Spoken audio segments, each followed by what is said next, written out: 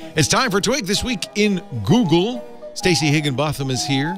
Kevin Marks is here from the UK. Mike Elgin's sitting in. We're going to talk, of course, about Zuckerberg's Facebook testimony and what should happen at Facebook and whether anything ever will happen at Facebook. But there's lots of other things, including, can you spot the G? It's all coming up next on Twig. Netcasts you love. From people you trust. This is Twit. Bandwidth for This Week in Google is provided by Cachefly. CACHEFLY.com. This is Twig, This Week in Google, episode 452, recorded Wednesday, April 11th, 2018. The Mormon Bartender Problem. This Week in Google is brought to you by Rocket Mortgage from Quicken Loans. Home plays a big role in your life. That's why Quicken Loans created Rocket Mortgage. It lets you apply simply and understand the entire mortgage process fully so you can be confident you're getting the right mortgage for you. Get started at rocketmortgage.com/twig. It's time for Twig This Week in Google, a show where we talk very little about Google sometimes. Sometimes a lot. It really depends. Welcome back. Hey, Kevin Marks is here. Great to have you from the UK. Kevin has worked at Google and Apple and British Telecom and the Beeb and everybody else in between. Yep. He's a grand partisan of the independent World Wide Web the way it was in the good old days. Hi, Kevin. And the way it still is. It hasn't gone away. No, in fact, I think all of this Facebook stuff really has kind of been good for the web in a way. You know, reminding people. It's making people start thinking about it. Yeah. It's like a pendulum swinging back and forth. That's Stacey Higginbotham back. We missed you so much.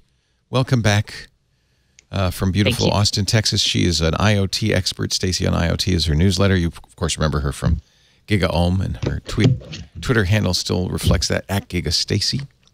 And she's a regular on the show. Jeff has the week off, but Mike Elgin is sitting next to me in his stead. Playing the role of Jeff. So you're going to be the grumpy curmudgeon who says Facebook's a good thing? Yes. Technopanic, etc. I wish Jeff were here because last week we had the massive battle over Facebook. Yeah. Because I've become fed up with it. Well, I felt like Zuck had the opportunity to cast many of these fears in the realm of technopanic. Yesterday, when he was asked by one of the senators, "What's your hotel? What hotel did you stay at last night?" I would have said Hilton. I would have told him. Just said Holiday Inn Express. Yeah, exactly. Maybe it was one of them go-deffer things where he didn't want to admit it. Right.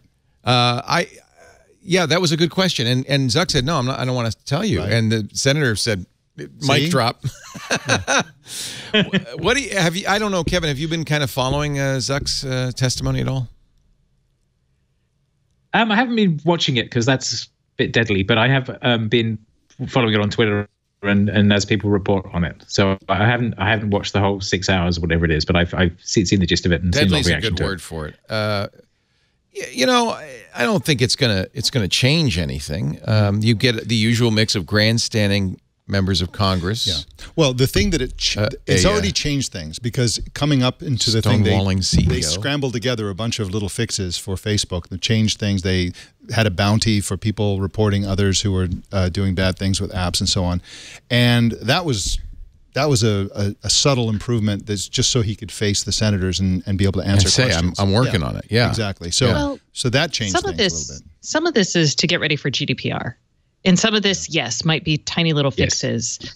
But I honestly, I try really hard. I watch a little bit of the testimony, but for the most part, I'm like, I get so aggravated by testimony that I don't like anybody's testimony. Yeah. I've had to watch it so long. But the whole time, I'm like, yes, let's grill Mark Zuckerberg. But good Lord. Let's talk about Experian and all of the other things. Yeah, let's pull this out from the Facebook microcosm and like actually talk about privacy and data, because it's everywhere. And yes, Facebook is appalling. It is, there's lots of legitimate questions here, but I'm like, guys, none of them asked, by the way. A few of them have been asked. I mean, but that's true. That is the way testimony goes. Right. That is always, I mean, like I've watched so much so much testimony. And the real stuff happens behind the scenes with the aides as they're trying to cobble together rules and laws. And that's politics. Yeah. That's a really good point, Stacey. And Facebook's the poster child, which makes you think that companies like Google and Amazon are going, whew. But at the same time, I feel like this is just the beginning of a sea change. Yeah. Isn't it? It is. So first of all, we've been talking about privacy matters for as long as this network has existed. Yeah, it's a big issue for everybody who watches. And I know that. Washington has not been paying attention, obviously, for the most part. And the public has kind of responded with a collective shrug. All the privacy experts and people concerned about privacy have been talking, and the general public's like, yeah, so what? I upload pictures, I share my location. What's the difference? It doesn't matter. No. And I think it's finally getting through to the public. It is now. Yes. I don't think the public has been as cavalier as you say. I think they are making a logical trade-off between their data and a service that they really want. The problem is, because there's no regulation, there's no reason for someone to offer a more private service. There's no reason for us to even pay for it. So it's kind of like before there were rules about the FDA, before the FDA existed, you could sell people crappy meat. And some people would have to buy the crappy meat because they wanted meat, even if it might kill them. This is a really terrible analogy. No, it's good, because Sinclair Lewis in the Jungle raised people's awareness. Things, the government took notice, made some laws, and the world is much improved for it. Yeah, we got sterile hot dogs and things like that. It was a wonderful improvement. But one of the things that I think is just an exercise in consciousness raising. For example, now all of a sudden in the public sphere, in the major news outlets, we're talking about shadow profiles. For example, they asked him about shadow profiles. He hadn't heard the term, or he claimed. I don't believe that. Which is a little disingenuous, that he had never heard. What do you mean shadow profile, Senator? And then the congressman explained it to him, and he said, "Oh, yeah, we don't do that." Basically, well, he said that we do gather. So first of all, shadow profiles are two things.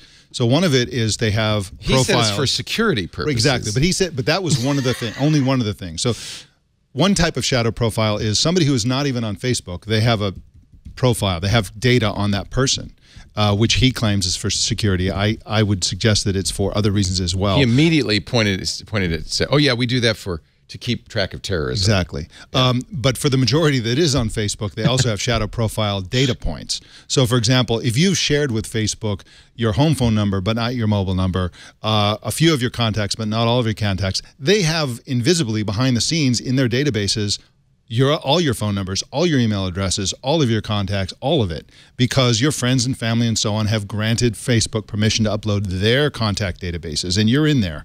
And so Senator Ben Lugin from New Mexico. Facebook has detailed profiles on people who have never signed up for Facebook, yes or no?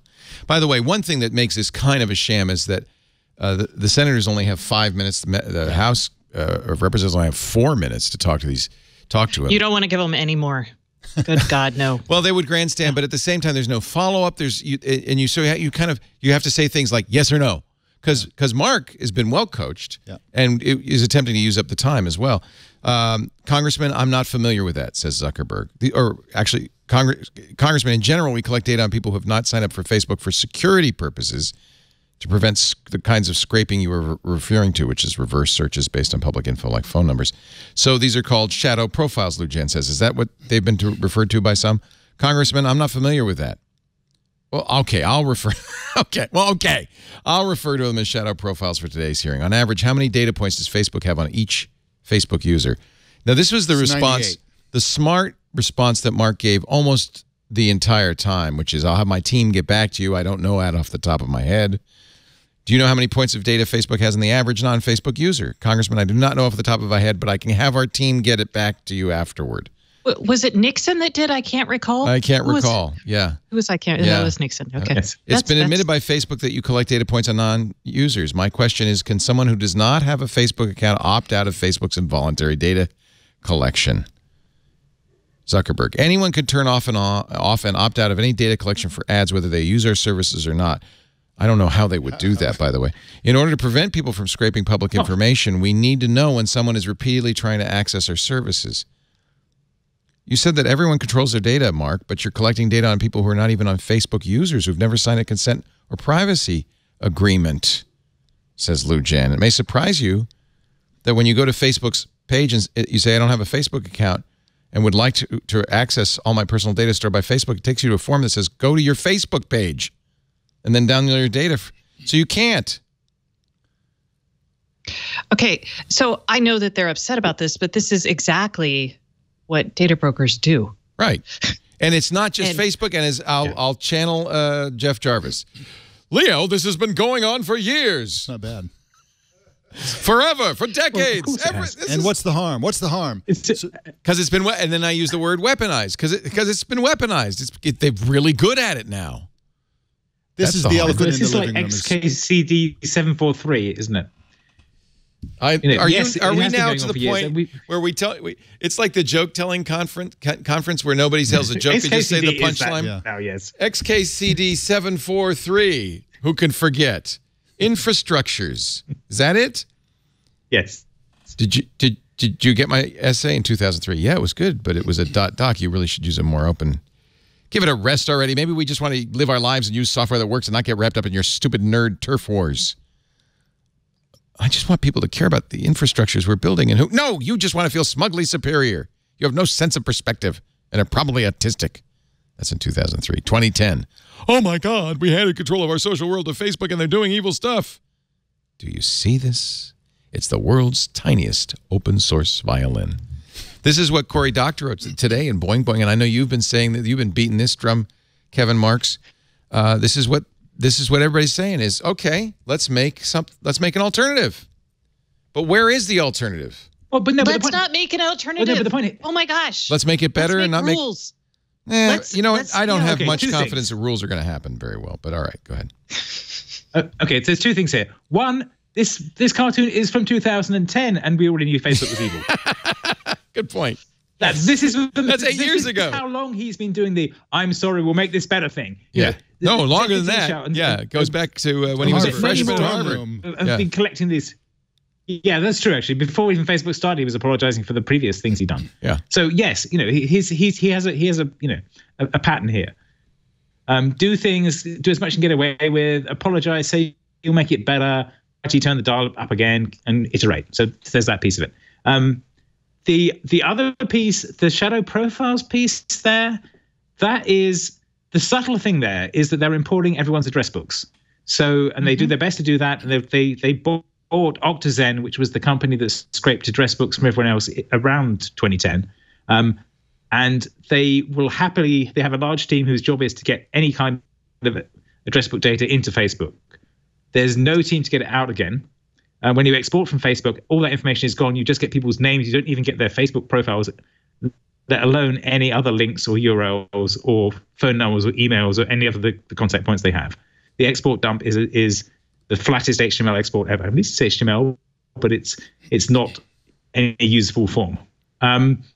So the Roche Patel thing is spot on. They take stuff in, they never get it out again. They don't act as an agent for the user. And this is the subtle point. One of the problems we've had with doing permissions with software is that it all goes back to Unix, where the assumption was the programmer was running on behalf of the person running it because everyone was a programmer and they understood what was going on in theory. So when you run code, it runs as you and it can do what you can do. And that sort of concept has transferred into this world. So Facebook says, I'm you. I will connect to your phone and your Google account and your Microsoft account and draw in the contact details of everyone you've ever been in contact with and put that on the side somewhere. And then when it comes to time for you to look for friends, it'll suggest them to you. But conversely, when anyone who's ever been in that address book signs up for Facebook, it'll recommend you as a friend to them. Now that feels like a comfortable thing for them to do. When I looked for Stacey Higginbottom, it found me the right one just now, even though Stacey and I aren't friends on Facebook, and I'm not even sure we have shared phone numbers. But it could do enough analysis because we both know that it found us. So it does a lot of this stuff in the background. And that was Google, probably not Facebook, right? They go. That was Google. That was Facebook. Kevin, I searched. I went to Facebook. Oh, okay. I mean, it's a lot of things. This is a similar phenomenon as with face recognition. So I think it's much worse on Google Photos, which I love Google Photos, but the fact is that other people can identify your face with your name and your specific user personhood beyond your knowledge or control. On Facebook, you can do the same thing, although with Facebook, they have tools that you can go and find out who's doing this. You can opt out and things like that. With Google Photos, I don't think you can. For example, I go into my Google Photos. I got pictures of you in my Google Photos, and I say, yeah, that's Leo Laporte. Even if I'm not on Facebook? Well, this is within Google. You're on Google Plus, so they know everything that Google knows about you. Right. So your search history, all that stuff is now connected to your face, which I have told them, and you didn't know I did it. And hundreds of people have done that. Go ahead, Stacey. So even if so I just want to clarify what Mike is saying. So even if I never gave Google my face, you basically gave up my face to them. Exactly. Now, but wait, how would they? They would know that that's me because that face belongs with my account because it's tied. You're just giving them my name. You're not giving them an email, right? When I tag a photo, the whole point here is there's so much interlaced data. Yes. The larger point. No, there is, but no, they have changed that. They were doing more of that before. The previous version of the photo stuff did do a lot more of that. And so when you went to tag someone, it would attach their email address to it from your contacts. The new Google Photo stuff has taken a lot of that away, and it's doing less of that. So you're just putting a label on that face for you, but it's clustering the faces. So here's the categorical I don't think thing it's doing it as much across. Yeah, so here's the categorical issue that probably won't be covered by legislation, but absolutely is the core issue here, which is that other people can violate your privacy, other users. Right. Yes. And this is the centerpiece of the Cambridge Analytica situation. It's with the face recognition. It's with the now, the Facebook contact. says, well, we turned that off in 2011. Okay, but it still happens. If I take a screenshot from this show, which I will, and I tag Stacey. Okay, I will be tagging her Facebook You're giving account, information to Facebook. and I'm telling Facebook about Stacey. Not only what her face looks like, what her clothes look like, what her office Even looks like. Even if you're not connected as friends, you can do that. So Facebook would see it, could take... Wait a minute, though. When you tag it on Facebook, if you're not friends with Stacey, her name's not going to pop up. Correct, but she has friends who will tag her, and again, if I tag her, it has to be your friends who are your real enemies. Well, we all have enough family and friends and former high school people who will tag us. We will be tagged. Okay, Stacey, go ahead. Can I just make one more thing? Leo? Go ahead, finish, Mike. What I'm saying is that a picture of her empty office will be registered by Facebook as Stacey. Right. The things on her desk are part of this database. Right. Nobody. That's what I mean by weaponization. The algorithm is good enough now, and there's enough data points now that really there's very little that's not known. Go ahead, Stacey. Okay, so while we're freaking out about this, I'm just going to tell you about GDPR because it is the most. It's probably the most comprehensive data privacy rules out there, and so maybe we can get to something like that. They actually have secondary. They have a whole regulation chunk about the secondary uses of data. So you have to de-identify, cannot speak, sorry. This is data that can no longer be attributed to a specific data subject without the use of additional information, provided that such additional information is kept separately and subject to technical and organizational measures to ensure that the personal data is not attributed to an identified or identifiable natural person. So that's exactly what we're talking about, using secondary data from another source to identify me. That is verboten. It is not allowed. So we're talking about this now. So I'm trying to give you actual things that have happened related to this, so you know. I don't want to be that guy. You don't want to be the guy with the real facts? Somebody has to be the guy. So I'm going to be the guy. Okay. What about the Peltzman model of regulation? This is Cory Doctorow pointed to this, which is that these hearings aren't about privacy or about technology, but about what politicians want. Of course, right? The politicians are having the hearings. Now, if you're a real cynic, you'll go with Sam Peltzman's economist wrote about this 10 years ago. His position, and again, this isn't fact, this is economics. Yep. It's just the dismal science. The opposite. Politicians use regulation to trade off profits, which firms want, lower prices, which voters want, to maximize what politicians want. Power. Re-election. The key is they're diminishing returns to politicians in both profits and lower prices. Consider a competitive industry. It doesn't do much for politicians, so they might want to regulate the industry to raise prices and increase firm profits. The now profitable firms will reward the hand that feeds them with campaign funds and by diverting some of the industry's profits to subsidize a politician's most important constituents. But wait, consumers now are going to be upset by the higher price, but if it's not too much higher, the net gain of the politician will be positive. They'll get more, it's like that. We've all played those sim games. It's like Civ 5, right? What about an unregulated monopoly like Facebook? By the way, they asked Mark Zuckerberg, are you a monopoly? He said, no, no, no. And then, was it Blumenthal? I can't remember who said it. Well, can you name your competitors? And Mark froze. Well, the reason he froze is not that he doesn't have competitors. This sounds ridiculous. Yeah, we're really worried about Twitter. Twitter is a big problem for us. Pinterest. Google Plus is going to kill us. It's going to kill us. WhatsApp. Politicians will regulate the monopolist to lower prices, okay, and to encourage a monopolist to divert some of its profits. To who? The politician and the politician's constituents. Monopolists will be upset by the lower price, but if it's not lowered too much, maybe the below monopoly levels, the net gain of the politician will be positive. The monopolies won't mind too much. With that as background, the Facebook hearings are easily understood. This is actually Alex Tabarrok, who writes a blog called The Marginal Revolution University. I don't know what it's about. This is Corey pointed to this. Facebook is a very profitable monopoly that doesn't benefit politicians very much. Although consumers aren't upset by high prices since Facebook's free, they can be made to be upset about the loss of privacy or other such scandal. That's enough to threaten regulation. The regulatory outcome will be that Facebook diverts some of its profits to campaign funds and to subsidize important political constituents. So what you got to watch here is who's going to be subsidized. Be sure to watch the key players as there's plenty to go around. The money's only begun to flow, but aside from campaign funds, look for rules, especially in the political sphere, that will raise the costs of advertising to challengers relative to incumbents. Incumbents love the incumbency advantage. Also watch for a deal, and this is the one I'm worried about, where government limits profit regulation in return for greater government access to Facebook data, including by the NSA, ICE, local, and even foreign police. Keep in mind, politicians don't really want privacy. Congress held hearings 2 years ago on privacy and technology. Only those hearings were about how technology companies kept their user data too private.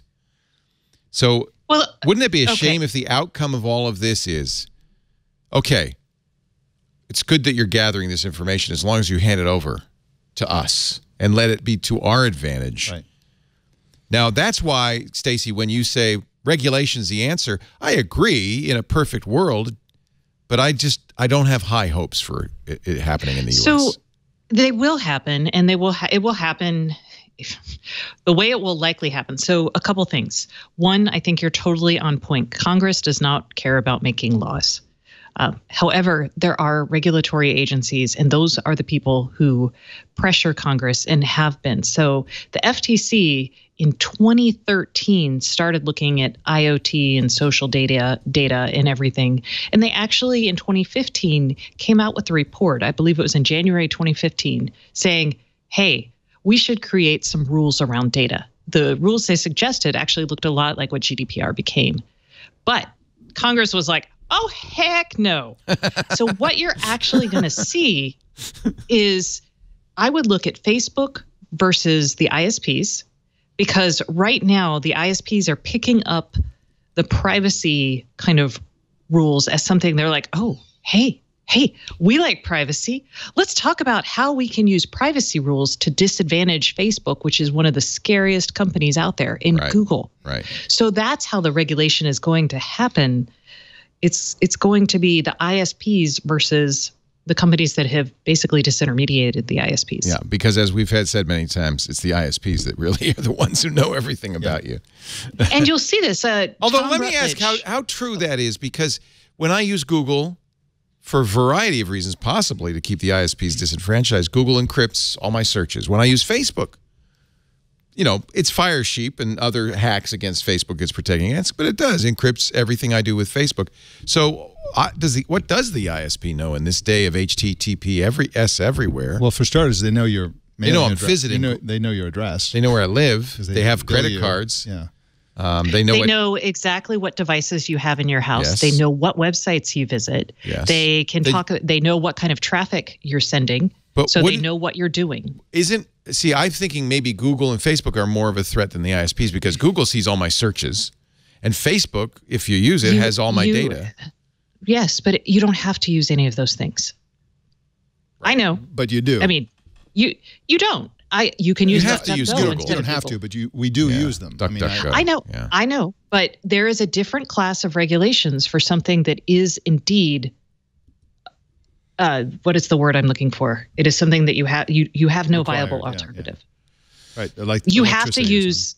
You have to be on the internet, right? If you want to be on the internet, you have to go to one or possibly two ISPs. And there's a duopoly. So one of those ISPs, either your phone company or your cable company, is going to get all that data.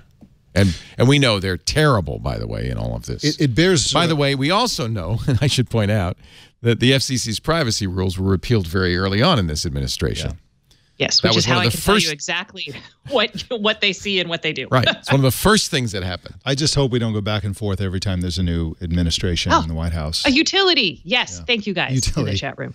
So I don't know why this word was hard. Yeah. One thing there's a temptation to glom Facebook in with other companies in various ways.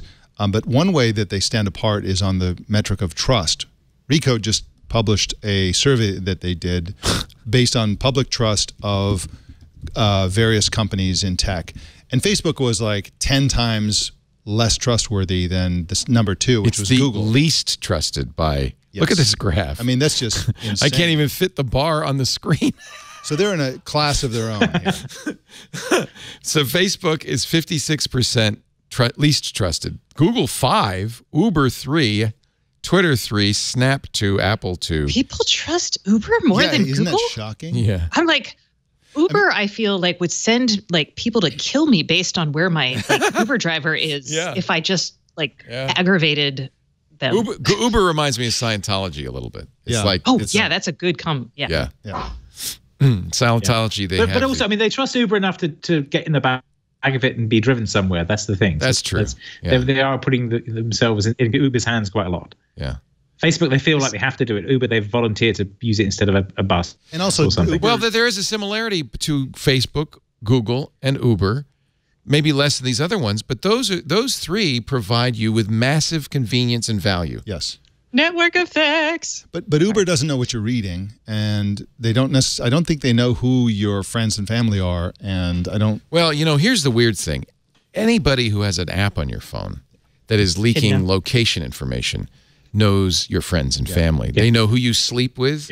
They know who you have Thanksgiving dinner with. And when you combine, location information. I was talking about this with Lisa. It was one of the reasons I love Android.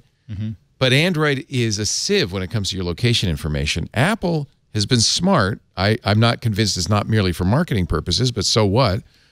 When an app uses your location, you have to give it permission, and it will remind you several more times that, this app is still looking everywhere you're going. Yeah. That's really important. I don't think most people understand how valuable location information is. Well, where you stand depends on where you sit. In Apple's case, they don't need... wait a minute. Let me write that down. In Apple's case, they don't need personal data for their business. They sell super expensive phones, and they take a third of the revenue from the apps. But their services, their online services, $10 billion last year. No, well, they're terrible, but they're also very, very profitable. More profitable than the Mac division. Yeah. But they aren't data services. The online services are them reselling other people's stuff. That revenue is that 30%. It's not true anything they're providing you directly. And Apple Music, and they'd like it to be Apple TV. Right. And by the way, those will gather information about what you listen to and what you watch. Model. They're reseller models as well.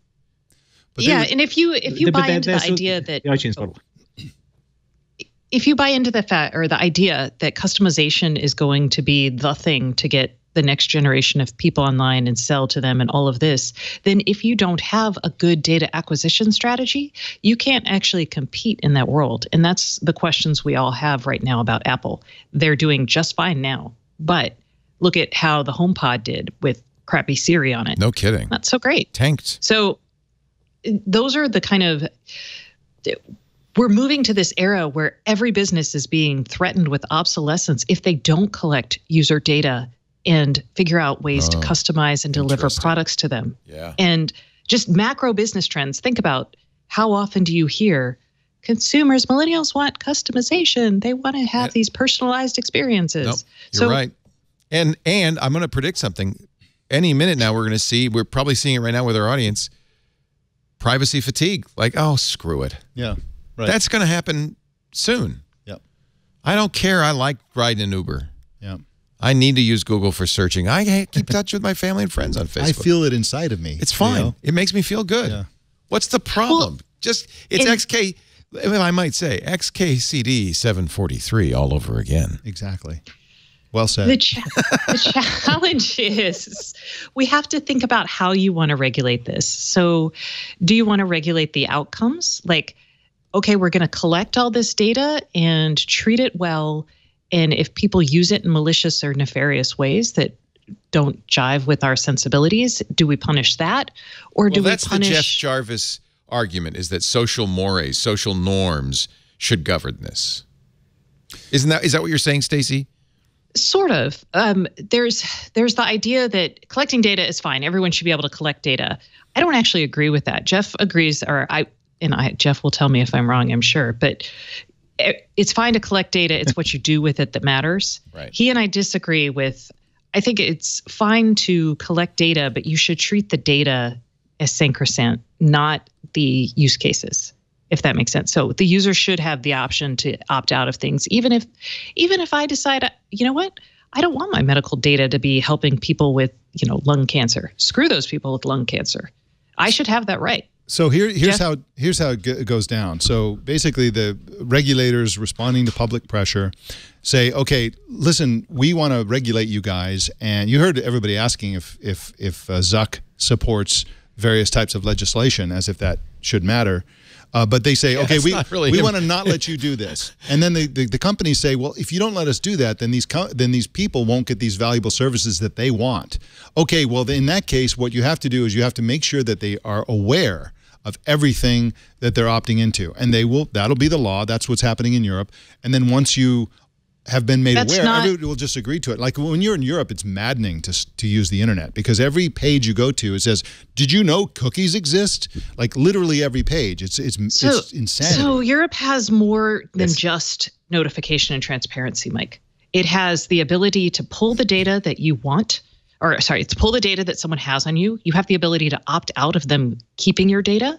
It has the ability to actually pause your data, like, I don't know how they're going to do this, but pause the use of your data for a certain period of time. Like if you're applying for a home loan, you can actually pull all of your data and put a pause on people accessing it. So it's way more than what you're saying. And I think no, it's a good point you're making. It's a very good point you're making. But I guess my point is that there'll be a series of opt-ins and approvals and this sort of thing, and people will, for the most part, opt in and approve. So it's basically the same stuff is going to happen, but people will be explicitly agreeing to it for exactly the reason Leo was saying, which is that, people have privacy fatigue. They don't really understand that there will be a harm, and in some cases, what is the harm often to the average person?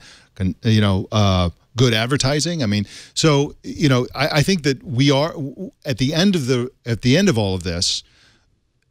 Companies are going to be doing a lot of crazy stuff with our data, except they'll also have our approval to do it. We will approve that stuff because we want the features, we want the benefits, we want the apps, we want all of it. But that is the change. No, that is the change though. So what GDPR changes is that you have to. There are strict terms on what you can do. The terms of service has to be concise, transparent, intelligible, and easily accessible, written in clear and plain language, particularly if addressed to a child, and it has to be describe what they're going to use it for, and you can't use it for anything else, and it has to be revocable.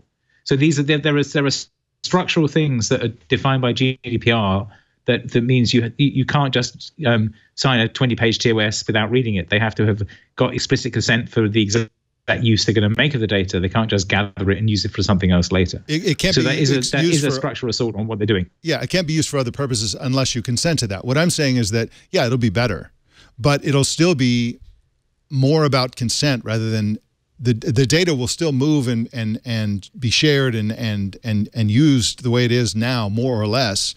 But people will be supposedly explicitly opting into it. The point I'm trying to make is that just because they'll be able to see the data that that someone has on you, which is really important, because it's one thing to consent to like weird words, and then it's another to go to your profiles that they have on you and see the correlations that people are making. I'm not sure that's true, Stacey. I mean, Google has been really good at showing you the data they have on you, and it hasn't changed anything. Everybody still uses Google the same way. That is not true. People do go look, and people change things, or they're at least explicitly aware of, if I want this service, I have to let them collect this data.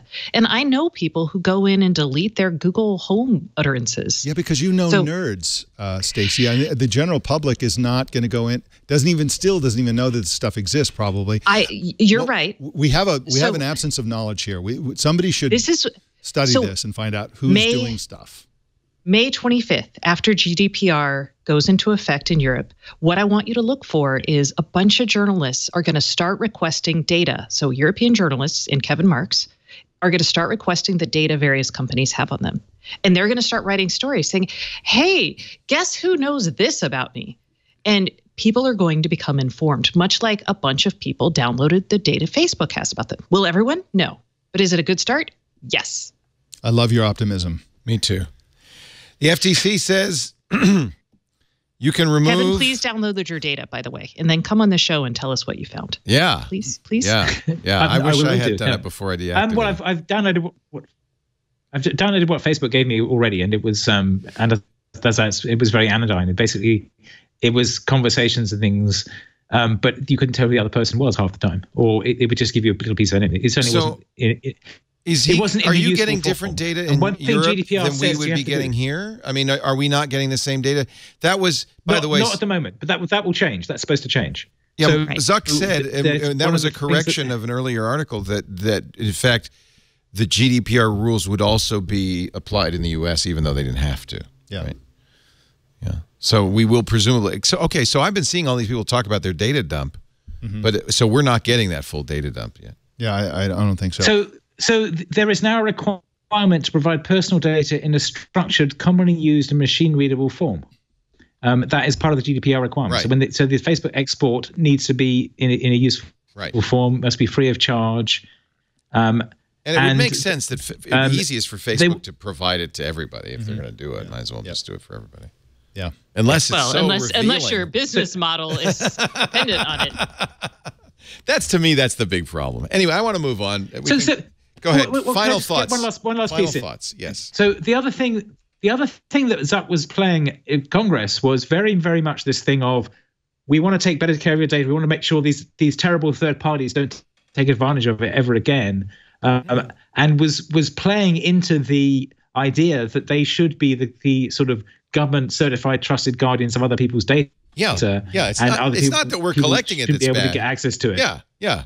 It's good that we're collecting it. That's good. Yeah. That's a good thing. And there is the distinction, and this was a distinction I was trying to make earlier about like Unix access and so on, is the distinction between an application that is acting on my behalf, that is doing something I want to do, and an application that's acting on me to do something else. So if it's if it's just a game that I'm playing, but it siphons out my contact details, my text messages and other things like that, that's not really acting on my behalf. It's just doing that for its own nefarious reasons. On the other hand, if I would actually like to extract the contact information for my friends that I uploaded before, or a better version of that where they've actually agreed to share their phone numbers with me and draw them out, that was there. There was it used to be, if you went to facebook.com/phonebook, it would give you the phone numbers of your friends, because it was actually very useful to be able to do that. And that went away fairly early on, but they still have the information. They just don't share it back with me. So Stacey will have my American phone number. She won't have my UK phone number, partly because I haven't given it to Facebook. Don't challenge me, Kevin. It's not updating the system. All right, we're gonna a little palate cleanser. I'm a big believer in palate cleansers. This is an example, and it's actually from several years ago, of how we were talking about those what were they called, real fakes? Yeah, the porn things. Deep fakes. Here's an example. This is only for the video crew. This is George W. Bush talking, But it's very important to fix a broken system, to treat people Hillary, with respect, and Daniel have Craig, confidence in Barack our Obama, capacity to Piers assimilate Morgan, Tom people. Hanks. It's a very difficult They're all saying bill the to same pass thing. because It's a bunch there's of a lot of notable moving people. parts. And Ian Piers McKellen. The legislative process. The uncanny valley is kind of can be strong on ugly. some of these. Yeah. And But Schwarzenegger's smile was pretty good. Anyway, that was a palate cleanser. That's all it was. There was nothing else. How about this one? Here's a second palate cleanser. I'm not sure this is cleansing my palate, Leo. This is doing all right, something this is to my good. palate. But I don't okay, think it's which of cleansing. these G's is correct? Don't say it out loud. What's that? That's the which of these G's is correct music. G. Okay, Karsten says 3. I'm with Karsten. I say 3. 2. What do you say? You say 2. I say 2. What do you say, Kevin? I say 2. Aren't 2 and 3 the same? Oh, The no, they're not answer the same. is 2. But this is a study. I know. Several of you got that wrong. Karsten, you got it wrong, even though you went to the best college in Massachusetts. This is a study from Johns Hopkins University in Discovery Magazine. Only 25% of participants in this study chose 2, the correct answer. Yeah. Almost everybody got it wrong. Because nobody writes that G. There's a different G altogether. It's one of the few for lowercase letters where there are 2 versions. And Totally people weird. can't write that one. Yeah. There's 2 lowercase a's as well. But people didn't have the same trouble with that. It was people knew how that funny lowercase, the nobody knows typography. what a G looks like. And that wasn't that the G that they had in the original Google logo, or am I mistaken about that? Oh. Yeah, I think you're right. Maybe. It's close. It's They close used to it. They had one that was quite like that. Yeah. This is All curlicued. But anyway, yeah, it's totally bizarre. And apparently the origins of that date back to, medieval manuscript writing. And people getting a little fancy with the pen. It's used in Times New Roman, Cambria, and Calibri. And in most printed and typed material. The second, of course, the open tail version, which is the one we all write like that, yeah. Isn't that funny? The loop tail is, people can't get it right. It's weird. Most people got the correct A, lowercase a, even though some people didn't even know there were lowercase versions of A.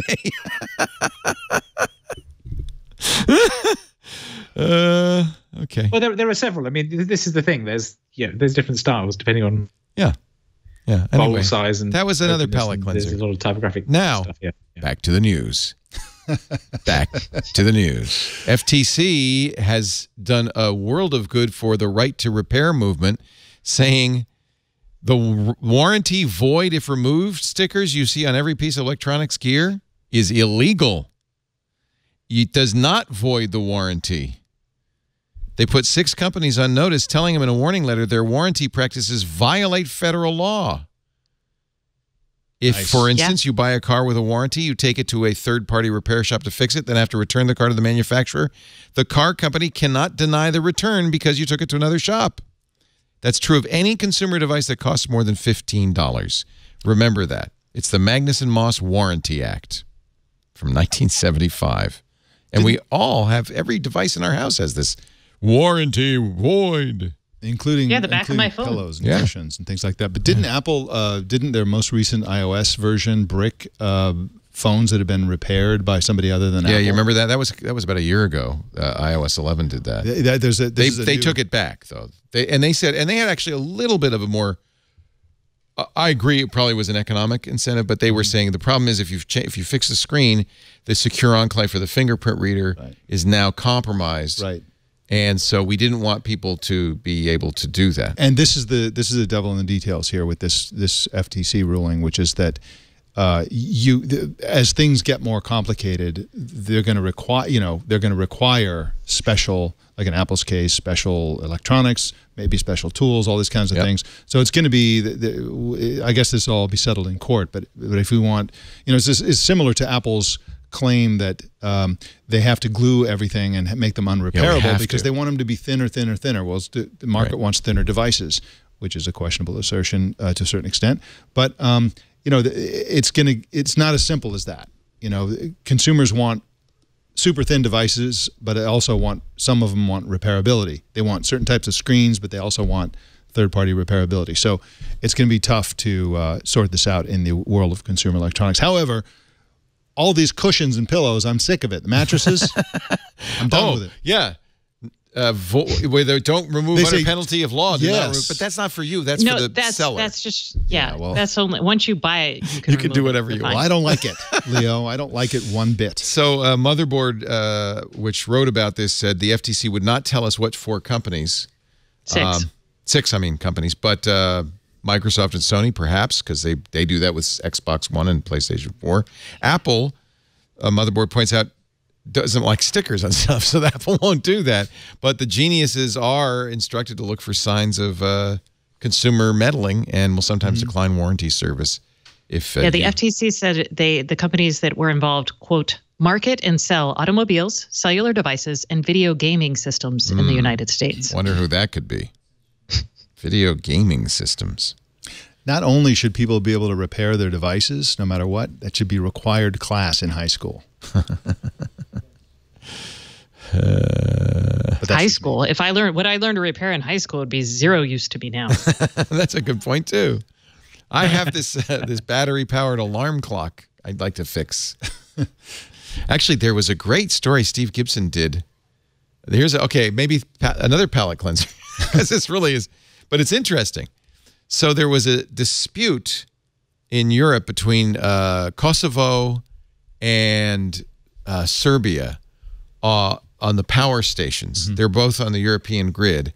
And for 6 years, they were running the power slightly under 60 hertz, which meant that a lot of mechanical and electronic clocks were off by about 6 minutes.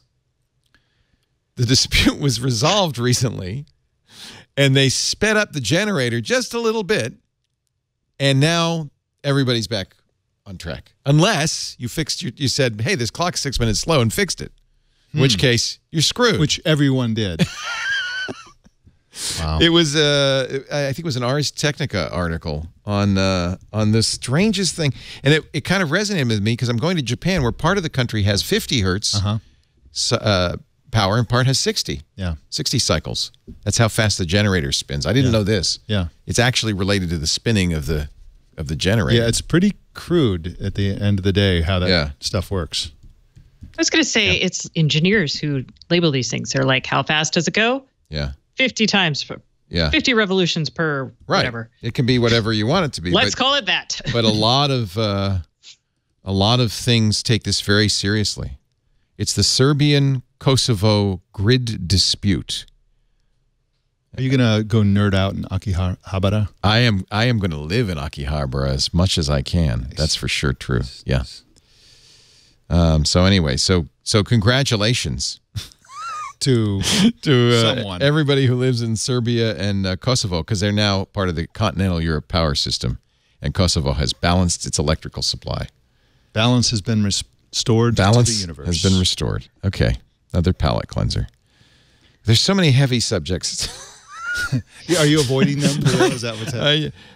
Well, okay, this isn't heavy. This is good. Google I/O's coming up. Yeah. And the sessions that are coming out hint at, according to Abner Lee, writing in 9 to 5 Google, exciting updates for Google Photos and at the launch of the .app domain. And that's going to be more secure, and it's going to be part of their scheme to integrate the internet with apps. So that should be good. The Google Photos thing, I think, is going to be something for developers. I think they're going to weaponize Google Photos and make it something that can be integrated into apps. And that could be a very good thing. I don't think there's going to be much in the, I could be wrong, but in the way for consumers about Google Photos, other than maybe a couple of tweaks here and there. I'd love to see them get better, for example, better editing tools. Lens is finally, I noticed, available Google-wide. Yeah. And I'm glad just in time for me to go to Japan and figure out what the hell I'm eating. Yeah. It's really... You know what? In Japan, don't ask. If it tastes good, just eat it. Yeah.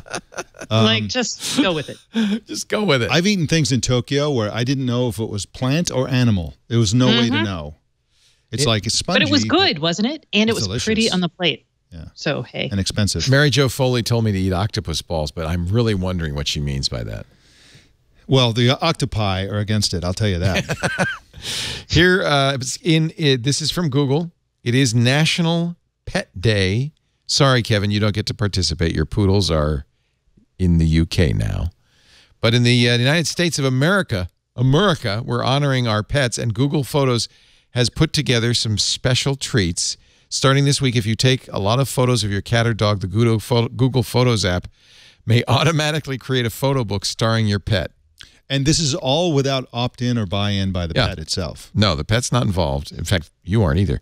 Google Pets Lens. are property. They don't have consent. Oh, there you go. Thank you.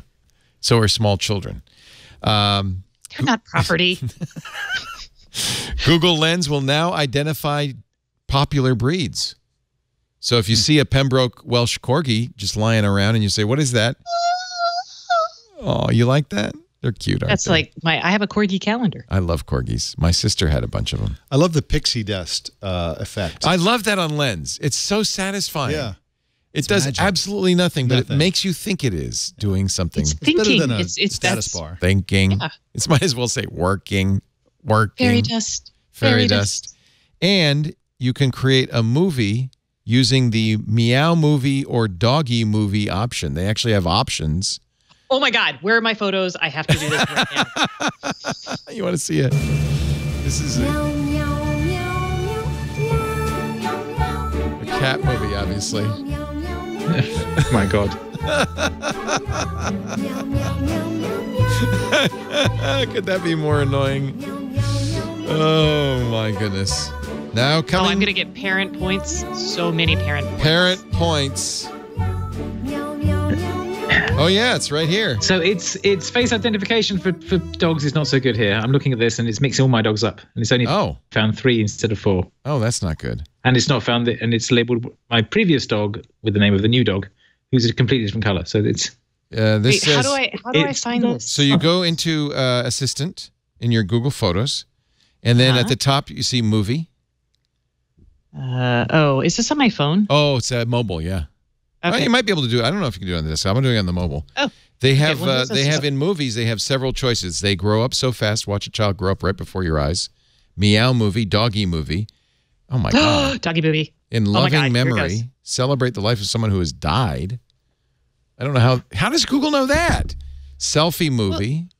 Smiles of 2017. No, you tell them that person has died. Oh, you tell them. Or when there's a lack of activity by that person, they just assume. Now it says it works best if you have a lot of photos of a dog. Okay, there's a dog. Oh, you're supposed to pick all the dogs. Okay. So you have a lot of cats in here. You're sweet. I'm doing it. We're gonna see what happens. It's maybe. Maybe. I have a lot of photos of my dogs. This is true. All right. Well, I do, but I only my dog is dead. I wonder if I can create a photo of my dead dog and have it both categories in memoriam. In the future, you'll be able to clone your dog from just the photo. It's not just from the photo, yeah. Because who cloned their dog? Barbara Streisand. Barbara Streisand. Yeah, and then Barry Diller did it too. Yeah, because Barbara was so happy with the cloning. Mother's Day movie, Father's Day movie. Too late. I wonder how sexist each of those are. Oh, shall we try? No, I don't want to know this. So you have to select the mothers. Okay, I'll select mothers, different mothers. Megan's a mother. All right, I've got 3 mothers. They're not the same mother. Does that matter? Oh, it takes a while. You get a notification when it's ready. It's a slow mother. I'm waiting for my dog. It's async. It's very popular. The dog one, but yeah, very popular. When my dog one comes, I'll show y'all. I like Google Photos, I have to say. It's really good. Surprisingly addictive. Yeah. And it's another Roach Motel. I mean, once you have 6 terabytes of photos in there, you're never downloading those photos. It would be impossible. But I do upload them also to Amazon. I mean, as long as I'm giving my information away, I give them to Amazon, Flickr, and Microsoft too, just to be fair. Yeah. Yeah. They all have that. Yeah. Must be some value download in an album. those. You can do it. It's just lock in. Yeah. Shutterfly. Smug Mug. A lot of people have all my photos. You still Smug Mug? I love Smug Mug. Really? Yeah, Leo.camera is my new site. Huh.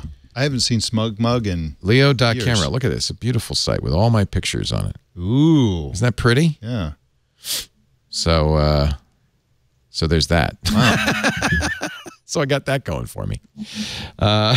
So you basically spend all your time managing photos. Guys, I got my dog movie. Oh, how can we see it? Can you share it with me and then I could show it here? Probably. Hold on. Share it with Let's see. Laporte@gmail.com. Wait, hold on. I want to make sure there's nothing weird. Like, what if... Like naked animal pictures? Yeah. Sorry. Yeah. Google, by the way, if you want to do it on the desktop, Google's uploader no longer it's been deprecated. You got to use the Google Backup and Sync tool, which is kind of their universal tool for everything now. I actually use that because I now have my Google Drive on my hard drive and it backs up my photos. And it's kind of All right, this seems to be okay. So let's see, save. Okay. And then share with Laporte@gmail. Oh wait, I'll name her Sophie. See how easy this is? I actually share photos all the time now on Google Photos because Apple's added that feature. Send as well. a link and stuff like that. It's really simple. All right, share. And I'm sorry, Leo, where are you? Who are you? Laporte@gmail. I'm gonna have I'm gonna do a photo album of this late relative. I think it'll be a nice video. Just remember them as they are now instead of as they were. Yeah. So that'll be nice. Carson's not picking up on it. It was number 2, Karsten. He's not taking the bait. There you go. Yeah. Oh, grandma. Grandma. Okay. That should arrive. Then send me. Okay, so I should get a notification that Stacey has shared a wonderful movie with me. One of the things that I use Google Photos for, and it's a very, very small, simple feature, but sometimes I'll do a newsletter, I do Mike's List newsletter, and I want to show multiple pictures. And so I just go in there and I create a collage. Wait, that's not mine. This is my movie. Oh, okay. I was like, that's not my dog. It's all the pictures of dogs I've ever taken. Oh, sweet. And you recognize these photos. I should have reviewed it. No, there's Ozzy at the Quit Studios. I like the music. I do too. Ozzy was everywhere in our life. Oh, I kind of miss him. Look at those ears. Yeah, he had big ears. He was a sweet doggy. I miss him. All right, well that's cool. Let me see if I can find yours though. I don't know where yours is.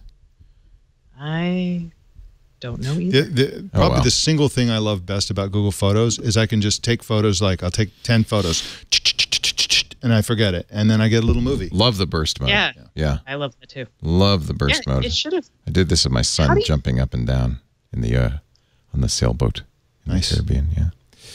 I don't know. I don't know why I'm not getting it. I don't know. All right. Well, that's all right. We get the idea. I played mine instead of yours. It's going to space, Leo. Tweet yours. Who's going to space? The Elon Musk? The movie. The movie's in space. Louis C.K., I guess. I know. It's going to space. It's going to space. Can you give it a second? Give it a minute. Here I am. I'm 2,000 miles away from Stacey, and I'm wondering, where is it? It's a 400 gigabyte movie. Give it a minute. Give it a minute. Pixel and Nexus, good reason to buy a Pixel phone or a Nexus phone from Google. Their dialer will now just send spam calls right to voicemail.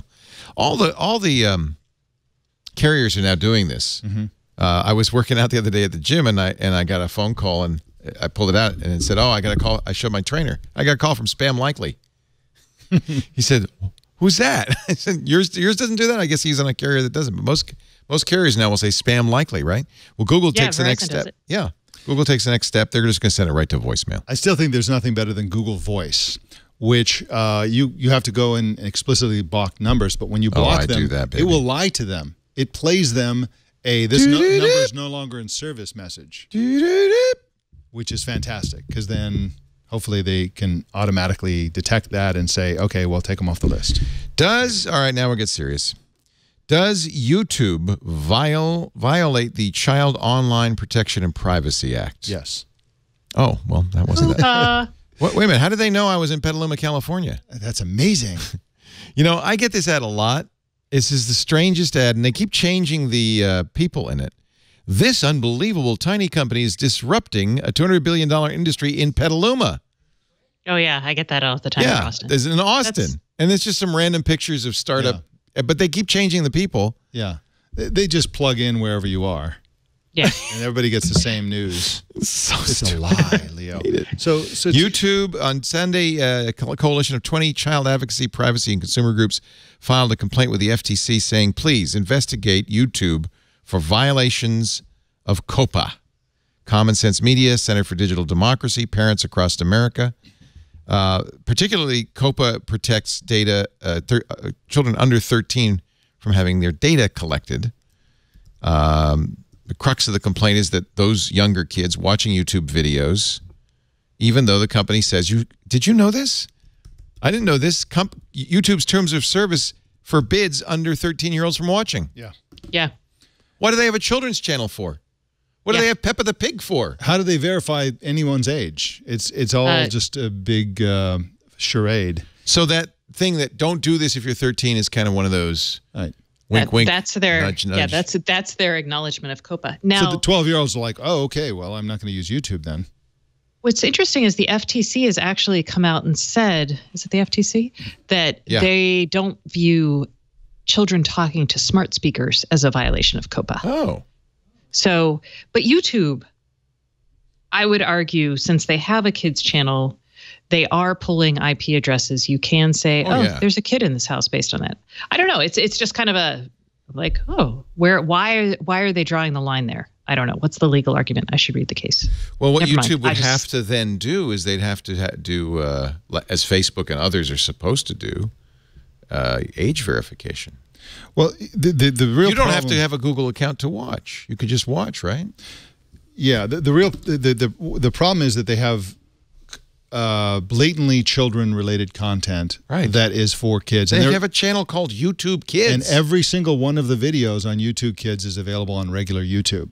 And probably the vast majority of kids under the age of 13 who use YouTube are not going through YouTube Kids. They're just doing whatever else. But they say we're doing YouTube Kids because we're curating the content so you don't see those weird, videos. Right. No, they're doing YouTube Kids so parents can put their kid in front of YouTube Kids and trust in it. They're not doing it to actually help kids. But just to be clear. But wait, it says here a safer online experience for kids. But it's a problem that I'm not sure Google can solve because any kid, kids have cell phones when they're 5 now. It's their own cell phone, and they have them when they're 6 and 7 and 8 and 9, 10, all the way up to 11. And parents just give them an iPad and say, go away, don't bother me for a couple of hours. It's mommy and daddy's party time. So they download the YouTube app. They go and they set up an account. It says you have to be 13. They're like, yeah, I'm 13. And then they just use YouTube like everybody else. So we're talking tens of millions of kids do this. And I think actually there's some legitimacy to this complaint. I mean, who's watching? What 13-year-old is watching this? Happy birthday to you. I mean, if YouTube has this on YouTube, there goes the flying lemon. Here comes the scary clowns. This might actually be PewDiePie's channel. I'm not sure. Is this PewDiePie? No. So what is YouTube going to do in response to this? Are they going to, Well, they're going to, all they can do is beef up they're not going to have a real names policy or any sort of verification, right? So, but they're going to beef up their kids channel and make it human curated, which is into weird territory because Google's whole mission in life is to do everything with machines and not people. But they're going to do the kids version with human curated. No, but they can't. They can't. But yeah, I saw that. But But they're also not supposed to let people under 13 use YouTube. Exactly. I don't understand. I mean, even Facebook, which ostensibly has a real names policy, you're supposed to be 13 to use Facebook. But my kids used it when they were. Absolutely, they all do. They all do. All right, let's. Yeah, my child is on it all the time, and she's 11. Yeah. Stacey, what kind of mother are you? Oh, I know what she's watching. Oh, that kind of mother. YouTube's still gathering information about her. They are, but. You know what? Not a lot of information. They've got a lot of information. Yeah. Let's take a break. Our show today brought to you by Rocket Mortgage. I can't wait to the day when I say my house brought to you by Rocket Mortgage. Not because they're going to buy my house, but because I will get my mortgage through Rocket Mortgage. The house we live in right now, we bought about 4 years ago, and we got the mortgage, as most people did until recently, from a bank. You go to the bank, you fill out a form, you get 20 pages, it goes on, and you fill it all out. You have to go do research, find out what how much money, where you lived 10 years ago, how much money you made 18 years ago, all that stuff. It's like going on Facebook. It's like going on, actually, Facebook would be really handy. If they did this, I wouldn't have to fill anything out at all. Yeah. No, this is better than that. This is better than that. You also, by the way, That takes a long time. When we bought our house 4 years ago, it took us more than a month. We thought, oh, we'll be done. We're going on vacation a month. We'll be done by then. We were faxing. First of all, good luck finding a fax machine. We were faxing stuff back to the bank from a cruise ship. We had to call Lisa's sister Debbie and said, could you send this? They want more documents. We almost lost the house.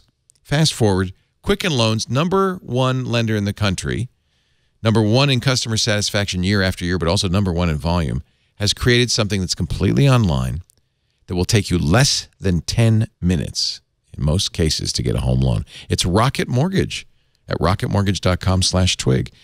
You don't have to get dressed to go to the bank. You could do it from your couch. You could do it from an open house. You answer a few questions you already know the answers to, no research involved. They have relationships with all the financial institutions, so you can share that information with them just by saying, yeah, go ahead and get my bank statement or whatever. They crunch the numbers, and because it's all computerized, it's all fast, it's all online, literally in just a few minutes, based on your income, your assets, and your credit, they'll analyze all the home loan options for which you qualify and find the one that's right for you. You pick the down payment, the term, the rate. They do everything else. Fast. You could do it so fast, you could be at an open house, say, hey, honey, we should buy this. Okay, let's get that loan. Go, and before you leave, show the realtor, we're approved. We'd like to make an offer. No faxing? No faxing necessary. Rocket Mortgage by Quicken Loans. Apply simply, understand fully, and mortgage confidently. Get started. Go to rocketmortgage.com/twig. Actually, best way to do this is go now, even before you want to buy a house, and just get the account set up and all that. That'll make it even faster. rocketmortgage.com/twig. Equal housing lender, licensed in all 50 states, and MLSConsumerAccess.org, number 3030. rocketmortgage.com/twig. We thank them so much for their support of This Week in Google. We're calling Kevin Marks back. Going to get him, see if he's better on a 4G. I bet he's not. But who knows? We shall see. New Chromebook from HP, the Chromebook X2, which looks a lot like my Windows 10 Envy X2. I bet you it's the same hardware. The pen looks the same. The keyboard looks the same. It's got the same B&O sound. But unlike the not-so-great Windows on ARM that my $1,000 Envy X2 is running, this $500 Chromebook X2 is running Chrome OS, which means it probably runs a lot faster.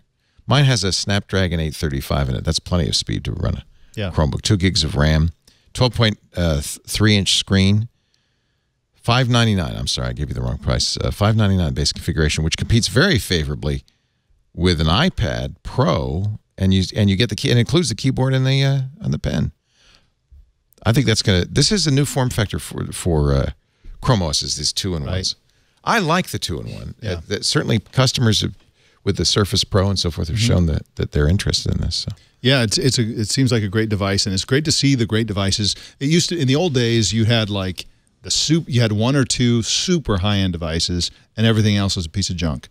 This is how people first were introduced to Chromebook. Yeah, it's too bad. And then nowadays you have a device like this that's, it's significantly cheaper than your average smartphone, high-end smartphone, and it's super high-end, very high quality. So that's exciting. And of course, the more stories come out about, privacy violations, about security violations, if you listen to Security Now, you will be frightened into buying one of these things, Leo, because I tell everybody who asks if you don't have a compelling reason to get a Windows or Mac PC, if you're not designing rockets or editing video or something like that, get a Chromebook. Totally. It's what most people. I bet 90% of people. That's what my daughter's next computer's going to be. My daughter loves. She's 26 in college. She uses a Chromebook. She's very happy. My daughter uses a MacBook Air that I got from GigaOM. So to oversimplify, it's coming on time. The reality of this, you don't know what a computing platform is going to be like. The way it feels is everything. Like, for example, this gigantic thing that you use. I love this Surface Studio. It's the way it feels. That's the important thing. And what here's the biggest misconception about Chromebooks. People haven't used it. They think it's going to feel bad to use. The opposite is true. The knowledge that it's all in the cloud, that you just log in, you can log into any other device. It's the same login and same. You don't feel disadvantaged most of the time. You don't, and you feel liberated by the fact that you don't have apps to manage. You don't have all this data that you're not sure what's on there. Am I being backed up? This kind of thing. It's all in the cloud, and it feels really good to use a Chromebook.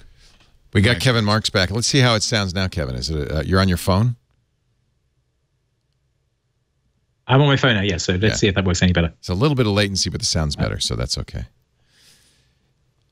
Are you on an Android or an iPhone? I'm seeing the data rate go up and down a bit. Yeah. An Android, of course. Of course. Well, you're not a teenager.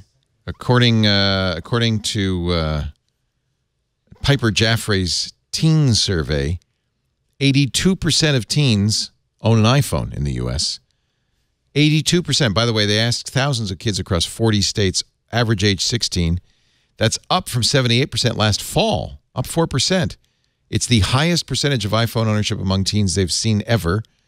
And, good news for Apple, 84% of teens say their next phone will be an iPhone. So it's going to continue to grow. That is dominant. Yeah. That is crazy. Although it makes sense. I mean, they're easy to use. Probably a lot of kids, there's a lot better parental and safety controls on an iPhone than Android. So, and they're more secure. So as a parent, you're just like, here, and there you have it. There's also a huge, and I see this with my kids who are not teens, admittedly, but there's a huge peer thing going on. Oh, right, brand and cachet. That's true. Yeah. It's like having the right genes or whatever. And there's even some practical things because Apple's messaging program works best with other Apple phones, and that's a big deal for them. Yeah, yeah. And you use all the stickers and stuff in iMessage or Messages is one thing. Some of the new stuff, I mean, not a whole lot of these teenagers have iPhone 10s, but things like the Animojis and stuff like that are going to be popular. But yeah, it's a status thing, and again, this is a population of people who mostly don't have jobs. Yeah, mom and dad are buying these. A lot of people give them their old phones, and what I think will be really interesting, because I was listening to some kids talk about the iPhone 10, and they were like, "Oh, it's terrible," and the best iPhone was it the iPhone 6? Which one took off the phone jack or the audio jack? Yeah, I think the 6S was the first. Maybe it was the 6. No, the 6 has a jack, but the next one doesn't. There wasn't a 7, right? It's a 7. Okay, yeah, there was a 7. We skipped something. I don't know.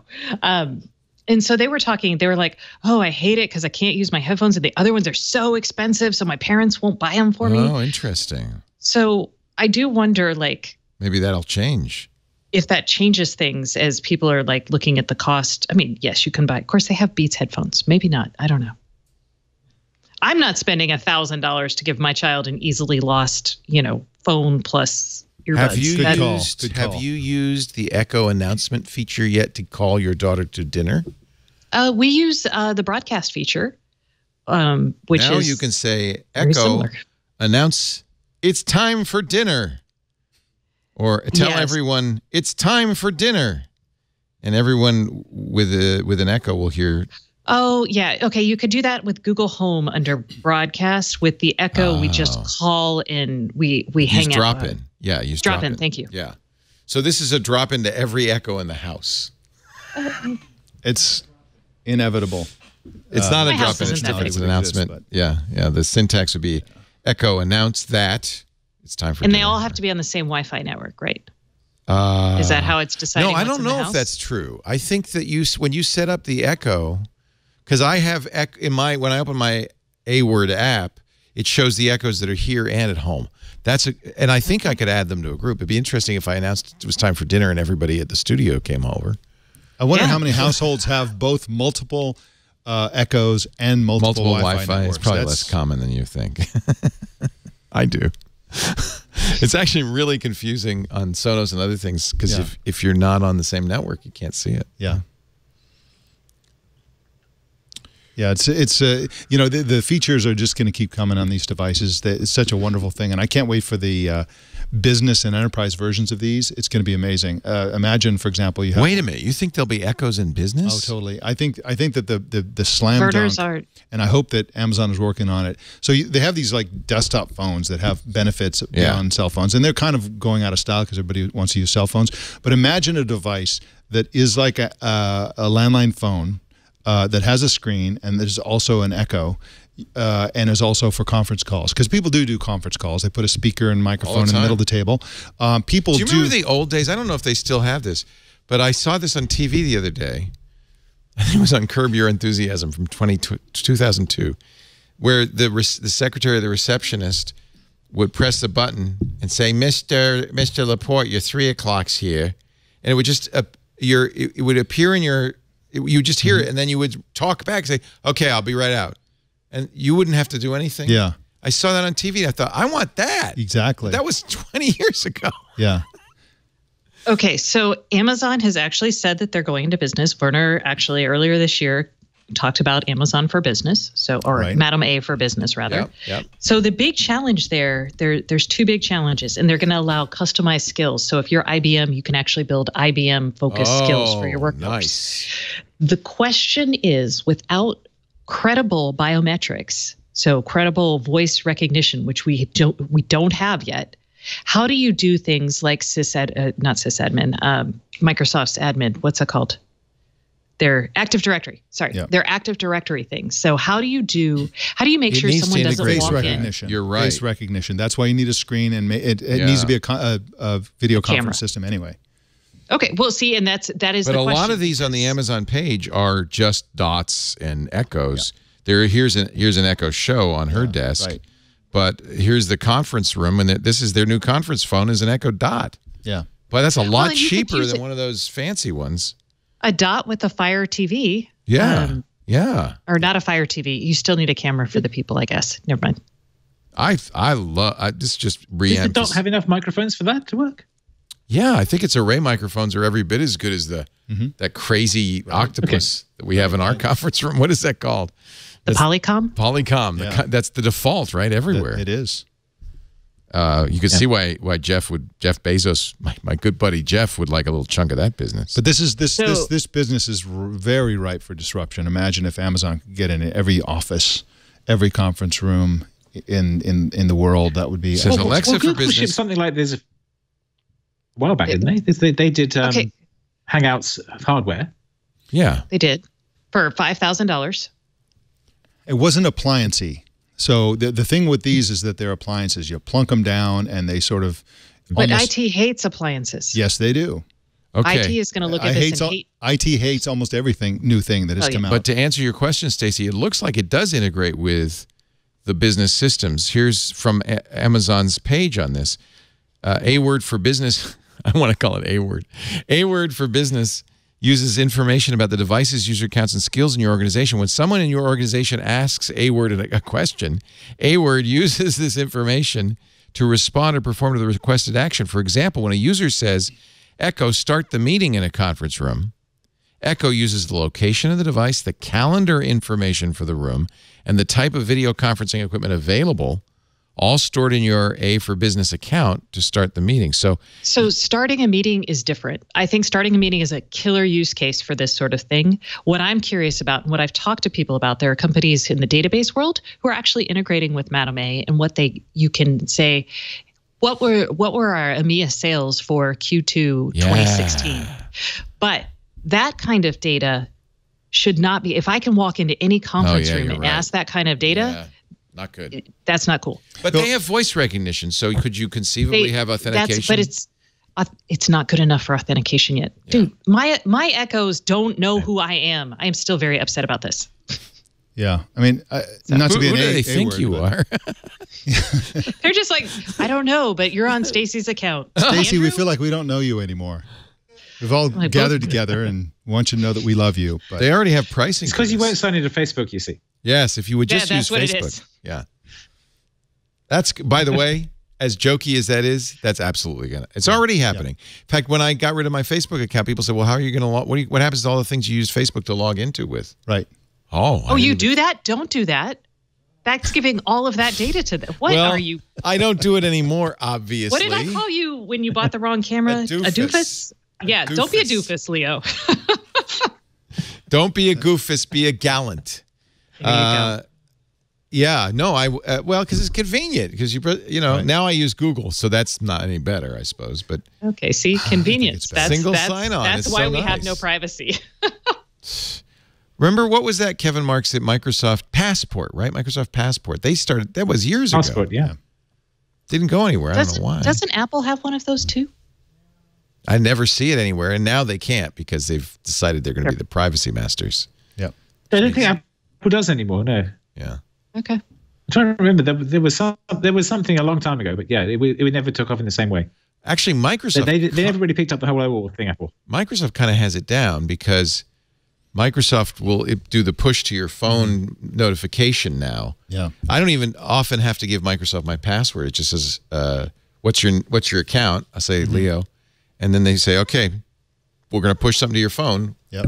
And then you get a 2-digit number. It says, which of these 4 2-digit numbers did your phone say? Yeah. And that's it. You don't have to even do the password. It's really convenient. And all you have to do is put the Microsoft Authenticator on your phone. Yeah. But then I have this deathly fear of losing my phone. Everything's in here now. Yeah, that's a slight problem. So the way I solved it is 2 authenticators on my phone now. I'm like, I put a $1,000 bill in my phone. So that way I won't lose it anymore. Yeah, that's a great plan, Leo. I probably shouldn't have announced that either. My brain actually tried to like that was a smart, and then I was like, nope. That way I won't. I care so much I won't lose it. You just buy Bitcoin on your phone, yeah. Yeah. Well, that's there too. $7 a device for shared devices. $7 a month for shared devices. $3 per user. So, enrolled users can use an unlimited number of personal devices. I think does this only make sense if your company has the horsepower to write its own Echo tasks? No. No. It's not hard to do a skill. A lot of people have done skills. But even without skills, I mean, as with so many things, the overwhelming use for almost anything is pretty banal uses. I mean, people are calling people, leaving voicemail messages, having conference calls. Stuff you people are doing simple stuff. Yeah. And so the skills are just icing on the cake. Very important for the biggest companies, of course, but I think there's a real place for this. Have you written any skills, Stacey? Has Kevin? Is he? I know Kevin has written skills. Yeah. My Kevin has written skills too. Oh, I bet you. Well, your Kevin's a serious professional in the business. Yes, and he's playing with that a lot. And is it Python? He was with first he was with Tinker, then he was with Piper. Yeah, and now he's bootstrapping his own startup. Good for him. I didn't know that. Yeah. And also in the education space. Tinker and Piper were awesome. Yeah, they were. Yeah, Tinker still is around. It's the app that teaches kids how to program on the iPad. Right. That's right. And Piper was to build your own computer, which is really cool. And these companies are all doing very well.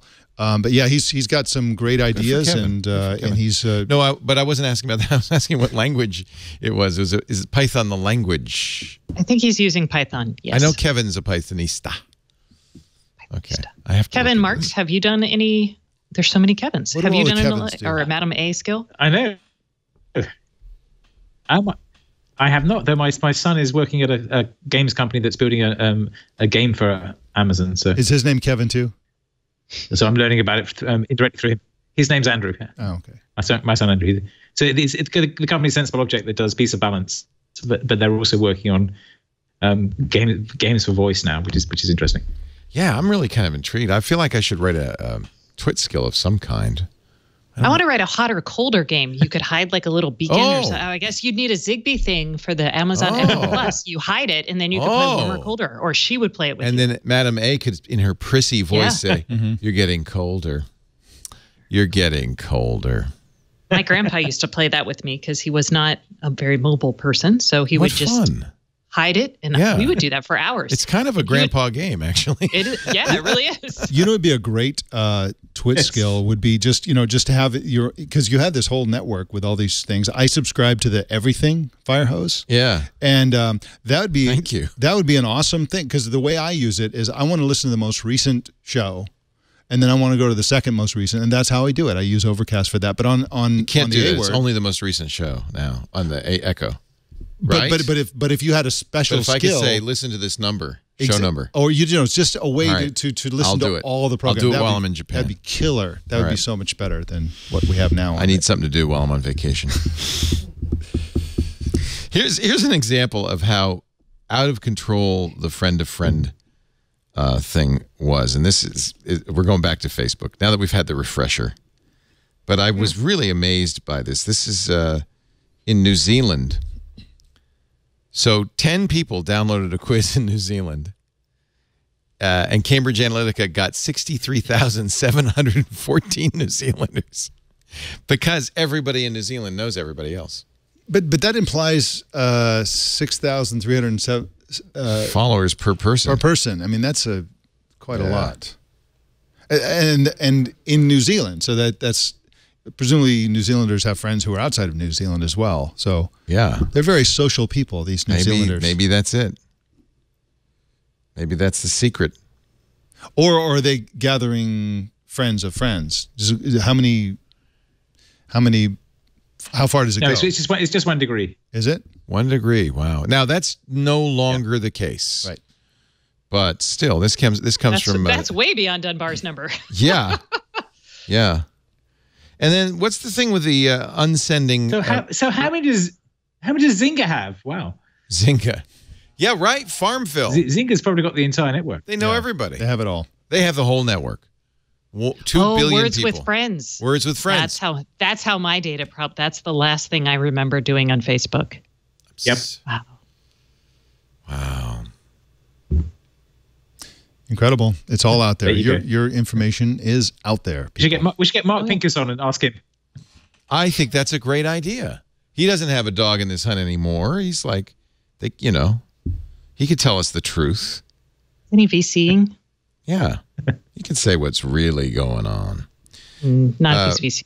Vivo's YouTube account got hacked, and the most popular, the most watched YouTube video of all time, Despacito, disappeared after being defaced by hackers.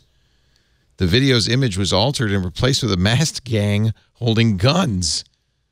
And the description was changed by hackers calling themselves Prosox and Kuroyish. And nobody noticed. Everybody thought Despacito was just really cool. Really some of the look there. Look at all the Taylor Swift, Katy Perry, Drake, Selena Gomez. Some of these videos are still up with defaced videos and thumbnail images. They were all uploaded directly to the artist's own Vivo YouTube accounts. Ooh.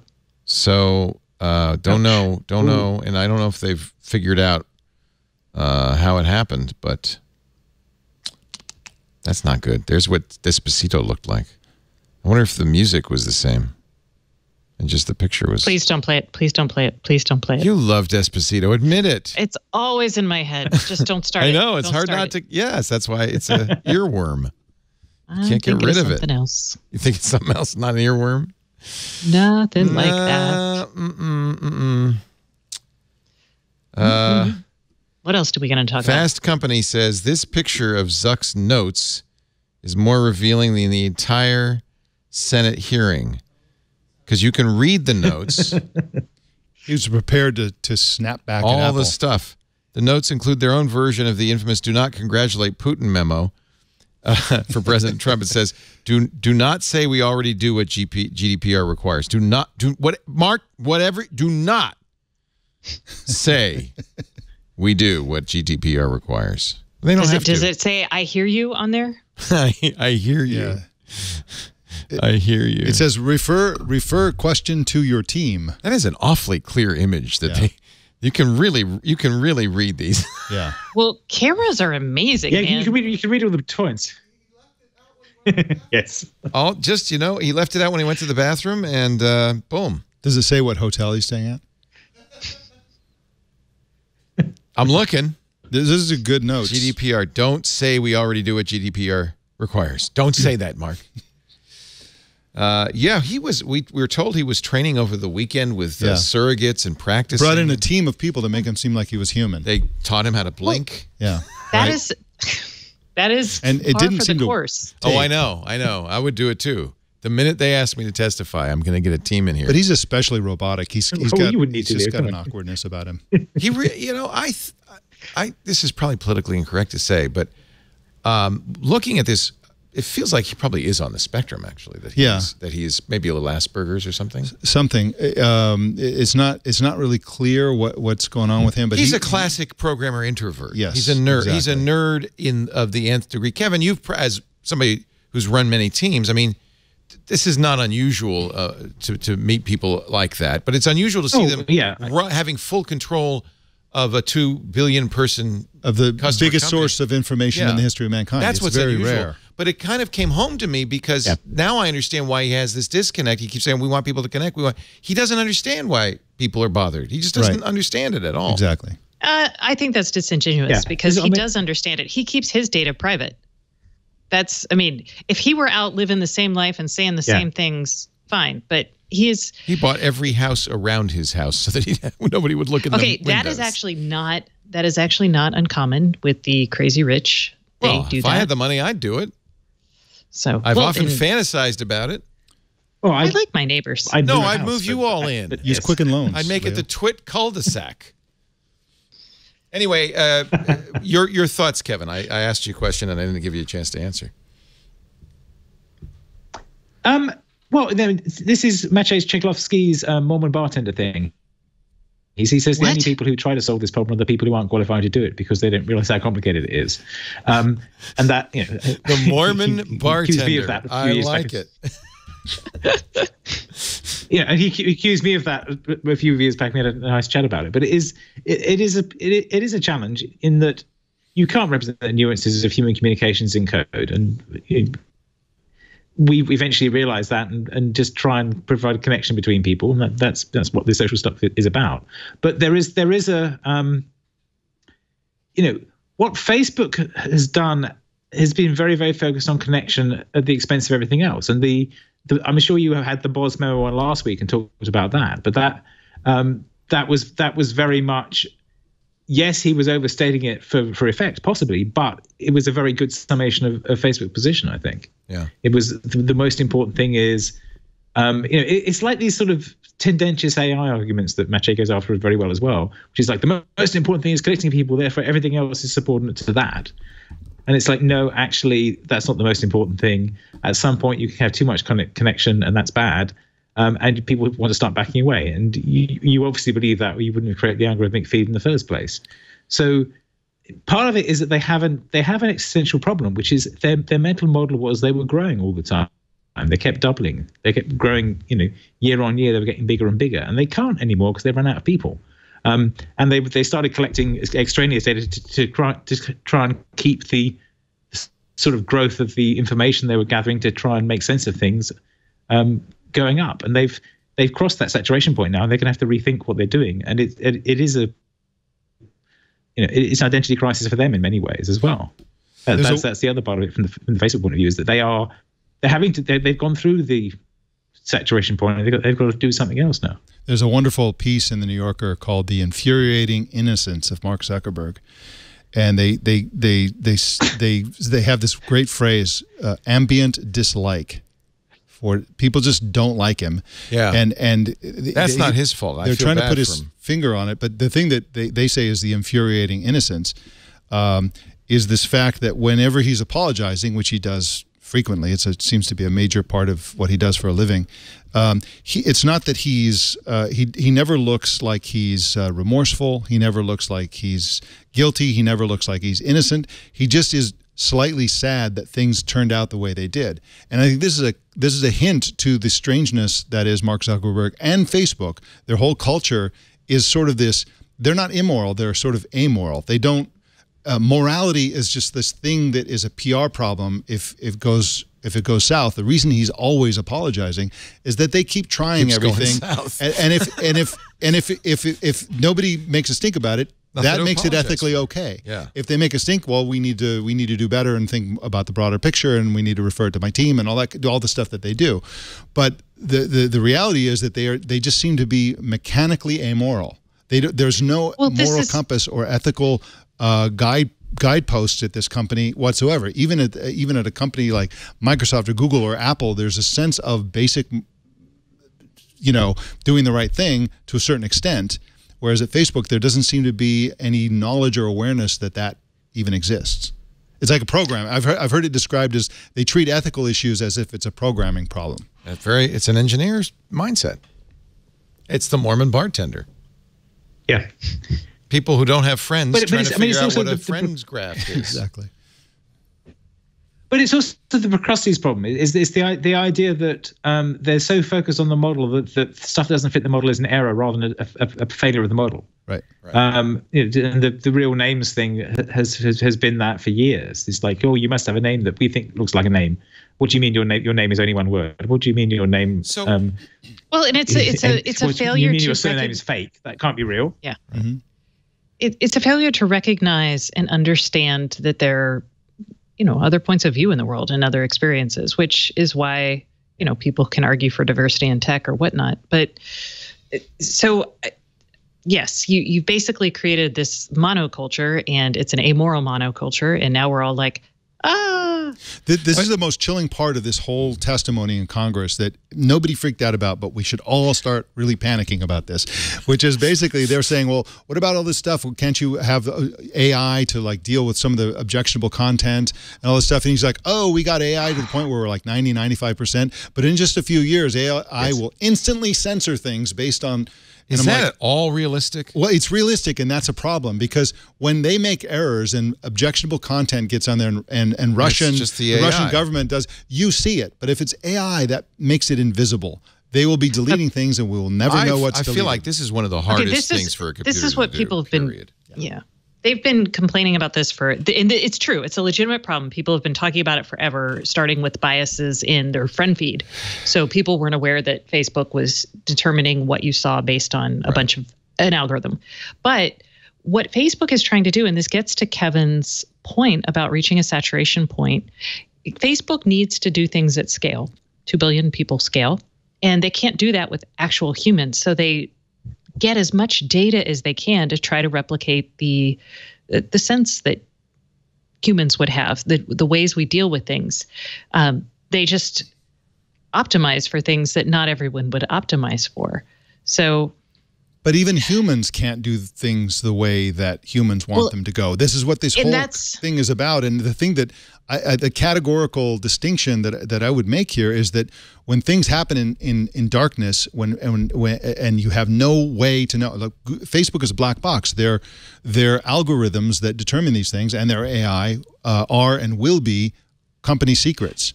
So we're talking about a censorship machine that nobody can see, can know about, know how it works, knows what censors and what isn't censored. Facebook did promise that they would let researchers start. For a long time, they actually didn't let researchers scrape Facebook's data for their research. It was verboten. So it violated their terms of service. So that's actually, they're putting in place mechanisms to stop that. What's hard is we're asking machines in AI to do things that people can't actually do. And this gets to, we have this utopian vision of what machines can offer us. But people, like my favorite example is my Nest thermostat. People are like, oh, it'll know who you are and it'll give you the right temperature when you get home. And I'm like, yeah, it's a beautiful vision, except for my current comfy temperature is 77 and my husband's is like 72. The Nest, I can't mediate that. We can't mediate that. The Nest has no chance in hell. So, and imagine that writ large across, Facebook and trying to figure out what people want. And it's a lose-lose game. Here's a article by Brian Krebs, which just gives you an idea of both the problem and how intractable it is. He's writing, don't give away historical details about yourself. And he's pointing out that there are many quizzes on Facebook which people gleefully answer that ask you the same exact questions that your secret questions are going to ask you. Good old days. What was your first pet and what was its name? Tell us the name of your special furry friend. Women working. From springchicken.co.uk, an e-commerce site, it asks users to tell them, what street did you grow up on? What's the first address you remember living at? Let's see if we can put some spring chickens in touch with old friends. What could possibly go wrong? What was your first job? What's your mother's maiden name? Practically your high school mascot. What's your password? How long have you and your spouse been together? Where did you meet? From Anti-Acid. These are all Facebook quizzes, folks. 68,000 Facebook users answered this question. What's your favorite? I'm sorry, 6,800 Facebook answers to what's your favorite movie of all time. This is from the Women's Working Facebook page. This, you know what this does, though? These security questions are just absolutely asinine. Really, that's the problem, I have to say. It's not so much that they're asking these questions. Oh, it's obvious why they are, but it's a terrible. I tell everybody I know, do not answer security questions with real answers. Well, remember Sarah Palin's email was hacked because she used a password that referenced her past, and he just looked up her Wikipedia Paris Hilton page. used her dog's name to her secret question to her Apple account. I mean, and then even Apple uses secret. Yeah, stuff. No like one that. should use secret questions. Oh, but Lord. Because everybody does. Authentication's a problem. I mean, that's a big problem. But because everybody does, just use your LastPass. Right. Generate garbledy-gook. Yep. And keep track of it. Gobbledygook is a good strategy. That'd be the answer to all my secret questions. Several times I've had to go in and produce this content at Apple, and it's like, what was your favorite teacher? And I'm like, I hated them all. I have no idea what you should probably do is go to the Good Old Days page where you probably answered this question. Right, exactly. Well, they're not going to give you that data. They're not going to tell you what you... Is gobbledygook? I think that's a good neologism. Is it It's gobbledygook, but I think gobbledygook is actually... It sounds encrypted. Gobbledygook, yeah. United Airlines, Patrick Delahanty is telling us, has only a few security questions and then asks you to pick your answer from a list. Which makes it even worse. You can't put in gobbledygook. What's your favorite singer? Pick a list from a list of 5 or something. Yeah, they do, literally. Yeah. Wow. It's all gobbledygook all the way down. Kevin Marks, always a thrill to have you on. I really appreciate your taking time. It's practically the middle of the night where you are. Tell us something good and wonderful that you want to share with the world. Well, the indieweb.org, of course, is the ongoing thing that everyone should look at. It's particularly relevant in the world of Facebook. We're seeing lots of people suddenly picking up on this and saying, "Oh, wow, maybe we should do more of this ourselves." So it's a movement to say you should have your own website. You should work on that. There are regular meetings in multiple cities. The evening ones, the homebrew website clubs. I think the next one's next week on Wednesday, and then there's which is the sort of more intense indie web camp, which was how the idea started. And I can't remember the next one is because I don't have the screen up. But go there and have a look. And there's also and then there's also a continuous chat going on there that's in IRC and on the web and in Slack in parallel, where we talk about these things and what we're doing it. And one of the things that's going on at the moment is there's a lot of work going on about building readers, building a UI for reading things that is a combination of stuff you published, news feeds, and social feeds as well.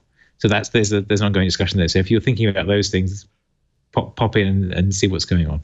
Nice. And I see that it's very apropos. They just concluded the Internet Identity Workshop in Mountain View, which I take it is all about yes, I missed that this time. Yes. Yeah.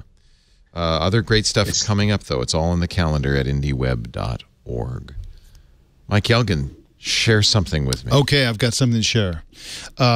So there's this whole category of productivity apps about which I tend to be obsessed. I gave a big plug to Noto yesterday. Fantastic. On iOS Today. I made it in my app cap because it's really cool. It lets you email yourself. With a swipe. It's just like Tinder without the consequences.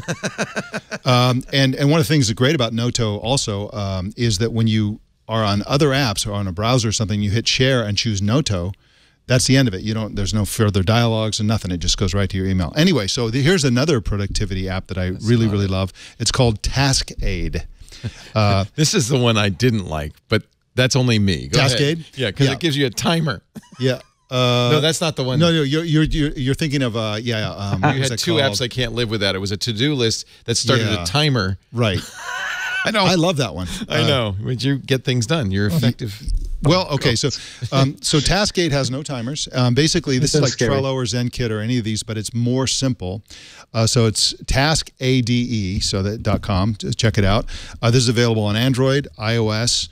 It's a desktop, and it's also, best of all, it's a Chrome plugin, so that when you have a new tab, It shows you your tasks. It's not just to do; it's lists. It's lists, bullet lists, and it's for groups as well. So you can have one for yourself for work.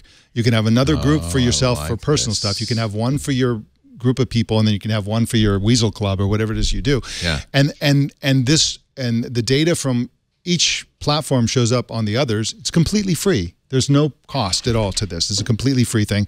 They use a lot of like it's colorful and sort of almost cartoonish. They use a little icons and pictures and stuff like that, and they automate the list to a certain extent. You can sort of select a list and then just share it on other media. This is good. It's just great in every way. If you want to keep track of what you're doing, maintain lists, have things at your fingertips. It's great to be able to put things into a browser, be reminded by the browser when you open a new tab, every time you open a new tab. And then also you're out and about and you're like, what was that thing? You just whip it out on your phone, and the data that you entered on your desktop is right there on the phone. So it's collaborative, it's cross-platform. I can't believe it's free. It's completely free. Now, they're going to monetize, they say, by in the future, at some time in the future, they're going to have additional features, but they say that all the existing features will remain free forever. So it everywhere. It doesn't have a deadline on using this thing. It's going to be free forever. And if you want to upgrade to the features in the future, which, by the way, don't sound all that compelling. Some of them involve stickers. Mike, did you read the privacy policy and the data collection? Don't I'm start just asking. Don't start with me. We cannot complain if we do not tell people in the media when we recommend this stuff that. That's true. I like to replicate the ordinary user experience. So no, I didn't read it. But as a member of the media, I do think it's your job. All right, let's read it. We need to do better. Let's read it together. We don't have time for that. Come on. How long could it take? It's going to take us longer than the Zuckerberg hearings. Yeah. Templates, app, FAQ, log. Where's the privacy stuff? It's private. There's usually two. There it there's is, terms privacy of service and terms. Privacy. We collect and manage user data according to the following privacy policy, with the goal of incorporating our company's values: transparency, accessibility, sanity, usability. Sanity. We collect anonymous data, anonymous from every visitor, to monitor traffic and fix bugs. Of course they do. We ask you to log in and provide personal data, such as name and email address, in order to be able to save your profile. They got to do that. You could make that be fake. In order to enable these or any login-based features, we use cookies. Sure you do, because you have to. You can block or delete cookies and still use Taskade, although if you do, you'll be asked for your username and password every time. You could provide us with other personal information, but you don't have to. That's up to you. We only use your personal information to provide you with the Taskade services or communicate with you. Let me see what the third-party stuff is. You know, this is very unlegalese. This is really good, actually. Plain English. Yeah. I'm glad you asked. We do not this is share how most of these start. We do not share your information with third parties. Okay. Wow. Our only aggregated anonymized data is periodically transmitted to external services to help us improve the website and service. That's what Tinder did. But it's anonymized. We use the social login buttons, but Stacey, I'm not going to use those anymore. I'm gonna go through the trouble of creating a password and all that stuff. You have LastPass. I know. I could just do that, huh? We may choose to buy or sell assets. If we or substantially all of our assets were acquired, or if we go out of business or bankruptcy, user information would be one of the assets that is transferred or acquired by a third party. You acknowledge that such transfers may occur, and that any acquirer of us may continue to use your personal information as set forth in this policy. But you know what? This looks pretty good, I have to say, Stacey. I don't see any big gaps. No, I'm not saying it's evil. I'm just saying we need to do it. Yeah, that's the right. That's the right response to my unbridled enthusiasm about this app, and I didn't read the privacy policy. It could have been horrible. I've done that before. Like I used to recommend U-Roll. Remember that? Unroll. Unroll Me. Unroll Me. That's that was a bad one. And my son is like, you use Unroll Me? What are you, nuts? Well, they got in trouble. Yeah. So just to circle back on what we were talking about before, email. The app that I loved then you hated is called Effortless. It's for Mac OS only. It's for the desktops. They don't even have a mobile version. But you have a to-do list and you put a number at the end, which is the number of minutes. And it has a timer, which annoys you. So annoying. But I like it because I need a timer. I need it's like something. Having your mother in your computer. I need my mother. Have you in my finished computer. that yet? Michael. Finish that article, Michael. You can't. There's no other way I'm going to finish that article. So that's me. Effortless. See, that's me. I will exactly what I will do. Say, screw you. I'm going to go watch TV. Stacey Higginbotham, your pick of the week. So you asked me, I guess 2 weeks ago, I had gotten the Nest doorbell and I showed that to you guys. So I'm going to tell you a little bit about this. But I also, The New Yorker did an article, I think it's their April 2nd issue. Oh, my family's home. Okay, so are we already living in virtual reality? What was cool about this is I'm not super excited about virtual reality, except this made a really good case for psychology in this concept of embodiment in terms of widening people's horizons, in terms of giving people legitimate other points of view. And even like they have this guy doing an interview with himself that made him look at his whole dilemmas and the way he like talks to himself differently. So I looked at this as like a psychological tool and like maybe a tool to encourage empathy. And I had never really thought about it that way. So I just thought it was a really interesting, to me, mind-opening article. It is interesting. In the meantime, we have literature and talking to yourself. Okay, so what they did, and we do have that, and I think that works for some people. But what they do is, it's not just virtual reality. They actually physically take your emotions and put them, like if I'm doing this, they could show me in virtual reality a man, and then by virtue of syncing my movements with him. I actually, and then they change the I lose body awareness, and then they change my perspective. So I'm taller, or I have a bit different. So they actually did a thing where they put men who abused women, and they did that and put them in a virtual woman's body, and it actually, the results were great. They changed their perspective entirely. Some of them and probably 6 weeks later, themselves, it was the same. That's another story. Yeah. No, this is really interesting. That sounds fascinating. I've known about this for some time. It's really interesting research. I had no idea this was happening, and I was just super excited. And I'm sorry, Stacey, that was a piece in the New Yorker? Yeah. Yes. It's the April 2nd New Yorker, Joshua Rothman. Fantastic. Are we magazine. already living in virtual reality? I'm going to read this cover to cover. In actual reality. In actual reality. In actual reality. Yeah, the whole issue was about the mind. There was some sort of metaphysical, like, extension of yourself, and I kind of lost that. Yeah, but let's talk about the Nest. Yes. Okay, let's see. Oh, I should see if I can. Oh, it's an iPad. So forgive me because I'm using my iPad because it's bigger. Well, we can see it better that way. Yeah, so let me down a little dabba, little doobie dabba. I just have to make it work. Meanwhile, I'll install this Taskade. Now that I feel like the privacy policy is, it's pretty good. It's not bad. Good. Okay, don't make fun of me, but I'm having a hard time finding things on the iPad. Like, oh, Stacey. So it's the new doorbell from the Alphabet company Nest. Actually, now it's a Google company, Nest, and it's much like our sponsor, the Ring Video Doorbell. It's a camera. You could see who's at the door. You could talk to them. You can listen to them. Okay. I already have a Nest installed. Should I? I mean, I'm not a Nest, a Ring installed. Should I? Why would I? That's actually, I guess, question number one. Is it different? It's very similar to the Ring Pro. It is $239. The Ring Pro, I believe, is $250. The cool thing is they have the facial recognition feature. If you have a Google, so a couple things. If you are in a Google Home, I would actually pick this over the Ring Pro. Okay. With the facial recognition turned on, when it sees me, it can actually, I have it set up so it'll announce me on the Google Home and Google Assistant devices in my house to say Stacey's home. So like on Downton Abbey, when somebody shows up to the party, like it'll announce. Yes, just like Duchess Earl and. Okay. So, and here I have to show it on I can't work the iPad app because I'm an idiot. But okay, here we go. Can you see? That's my door. And then this is my family coming home right now. Like a few minutes ago, I got a notification. That's them. So, nice. Is that a balloon? That's a balloon. Oh, it's my birthday. It's a Mylar. It can handle Mylar balloons, Leo. This is way better than. Oh, I just spoiled their birthday balloon. You don't have to tell them. Oh. Okay. Anyway.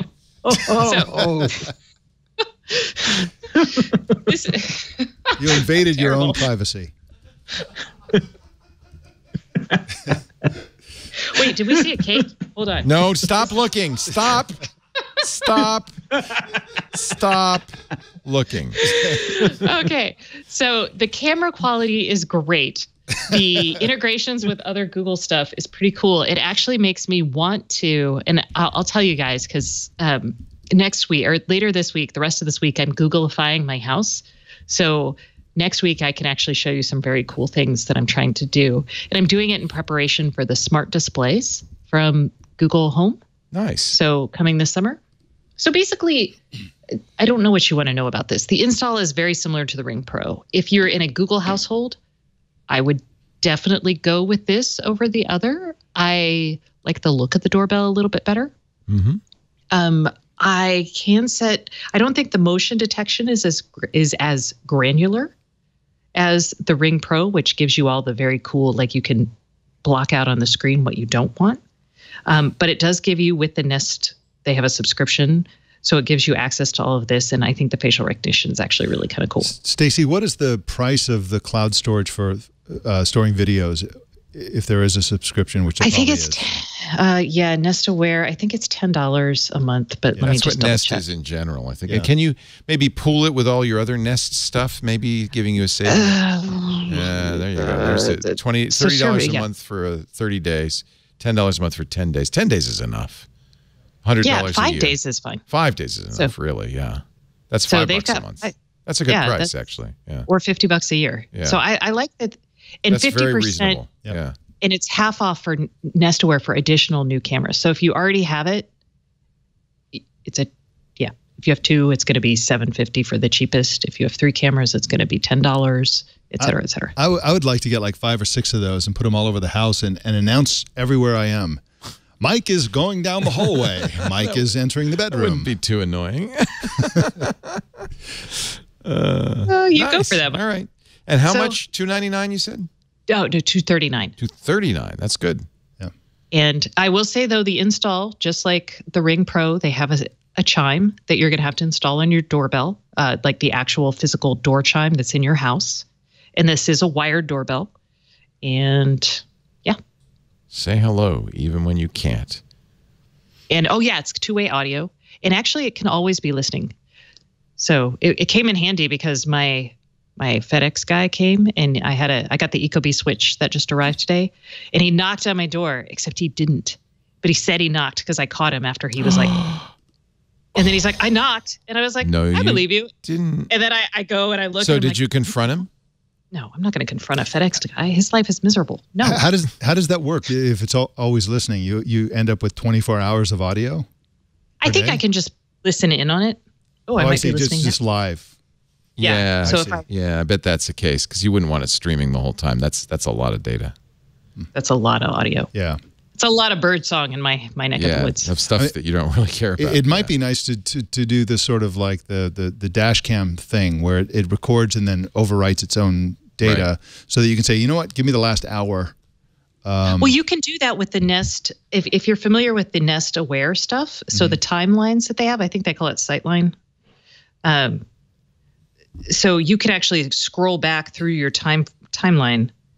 I don't know if you can see. So this is my timeline down here. Yeah. So I can scroll through and see what's nice. And it's showing me motion. Like that's when my family just came home. That's cool. So I like that. Showing you. Yeah, the Nest cameras do that too. I really love that feature. I have to say, because you can quickly go to motion and see what's going on. It's also fun for a time lapse of the sun coming up. I really enjoy that too. Yeah. And we look for, Lisa uses it to look for her cats. Yeah. See what they're up to. That's funny. There you go. Thank you for the review. And I presume you're going to, are you going to write this up in Stacey on IoT, your fabulous free newsletter? I probably am, or it'll be on the website at stacyoniot.com. Nice. Everybody should go there, sign up, at Giga Stacey. Oh, sign up. That's a great birthday present for me. Oh, happy birthday, by the way. This is this is tomorrow is your birthday, yeah? Tomorrow, yes. So sign up tomorrow. Happy birthday. Act surprised when you see the balloon. Shh. No. Never happened. I didn't How- see a cake, you guys. I'm very How are the disappointed. blinds working, by the way? Are they going up and down? They are. The blinds are still working. I did dump my IKEA Trodfee lights because they do not work with Madame A. So that's too bad. Yeah. But you're the guinea pig on IoT so that we don't have to be. Thank you for doing that. I appreciate it. Thank you, Kevin Marks, for joining us. Always a pleasure. Go to bed now. It's okay. Have a great evening. We appreciate it. Thank you also for stopping by, Mr. Mike Elgin. Are you in the States for a little longer? Another month or so, then we're back to Europe preparing for the Prosecco and Provence experiences, respectively. GastroNomad.net. .net. I recommend that everyone sign up for our newsletter. There'll be a pop-up on that page. Sorry about that. But if you sign up for the newsletter, you'll be kept abreast of all of our adventures and activities, and I think you'll really enjoy it. I also have a lot of tips and tech and things like that for traveling, for living nomadically, for working on the road, lots of stuff. If you're into, if you travel at all, have any interest in travel, or if you eat food, please subscribe to our newsletter. I think you'll really enjoy it. Mike in front of the farmhouse. Yeah, that's my idea of the open plan office. That is so awesome. Yeah, I love it. That's actually in the Prosecco Hills area. That's the next experience. If you go to gastronomad.net and click the link that says experiences, you will see all of the upcoming experiences. Still room in Prosecco? We can squeeze somebody in. You're maybe full, but if they're a Twig listener, we'll make an exception. If you're because they're easy people, they're nice people. Love the Twin Army. It's fantastic people. Yeah. So we will accommodate. But Provence coming in June, end of June. Morocco in November. Mexico City at the end of the year for New Year's Eve. Then back to Morocco. April, Morocco. I want to do that one. That's kind of on my list. We're going to also be adding for next year several more. We're looking at different places. Melbourne, for example, we're talking about. You should definitely do that. Yeah, but we don't know yet. I would like to do one in Sonoma at least once a year. Sonoma is just such a great wine and food and you can destination. See us. We can see you. We're going to do it in your house. We're going to do it in your living room. Sure. Come on over. Everybody's invited. Yeah. So we should come and do one in Yorkshire as well. Yeah, absolutely. Yep. Yorkshire. We can have the pudding. We can have the pudding. Where Yorkshire pudding comes from, and Yorkshire Gold, the finest tea in the world. And all things have terriers as well, right? And terriers, yes. Thank you, everybody, for joining us for Twig. TWIG stands for this week in goodness knows what. TWIG. You'll find us at everywhere. Just actually, the best place to go is twit.tv/twig, and then you can download episodes, subscribe to episodes. If you want to watch live, we do the show every Wednesday afternoon, about 1:30 Pacific, 4:30 Eastern, 20:30 UTC. Is Jeff going to be back next week? Okay. And Stacey, you're going to be back next week? I am here next week, but I am not here the 25th because I will be in Sweden. Oh, I love Sweden. Yeah. So that's okay because I won't either. Next week will be my last day before, it'll be the last day before I leave for Japan on Thursday. So. Sayonara. Yes. Not yet. Not yet. Happy birthday.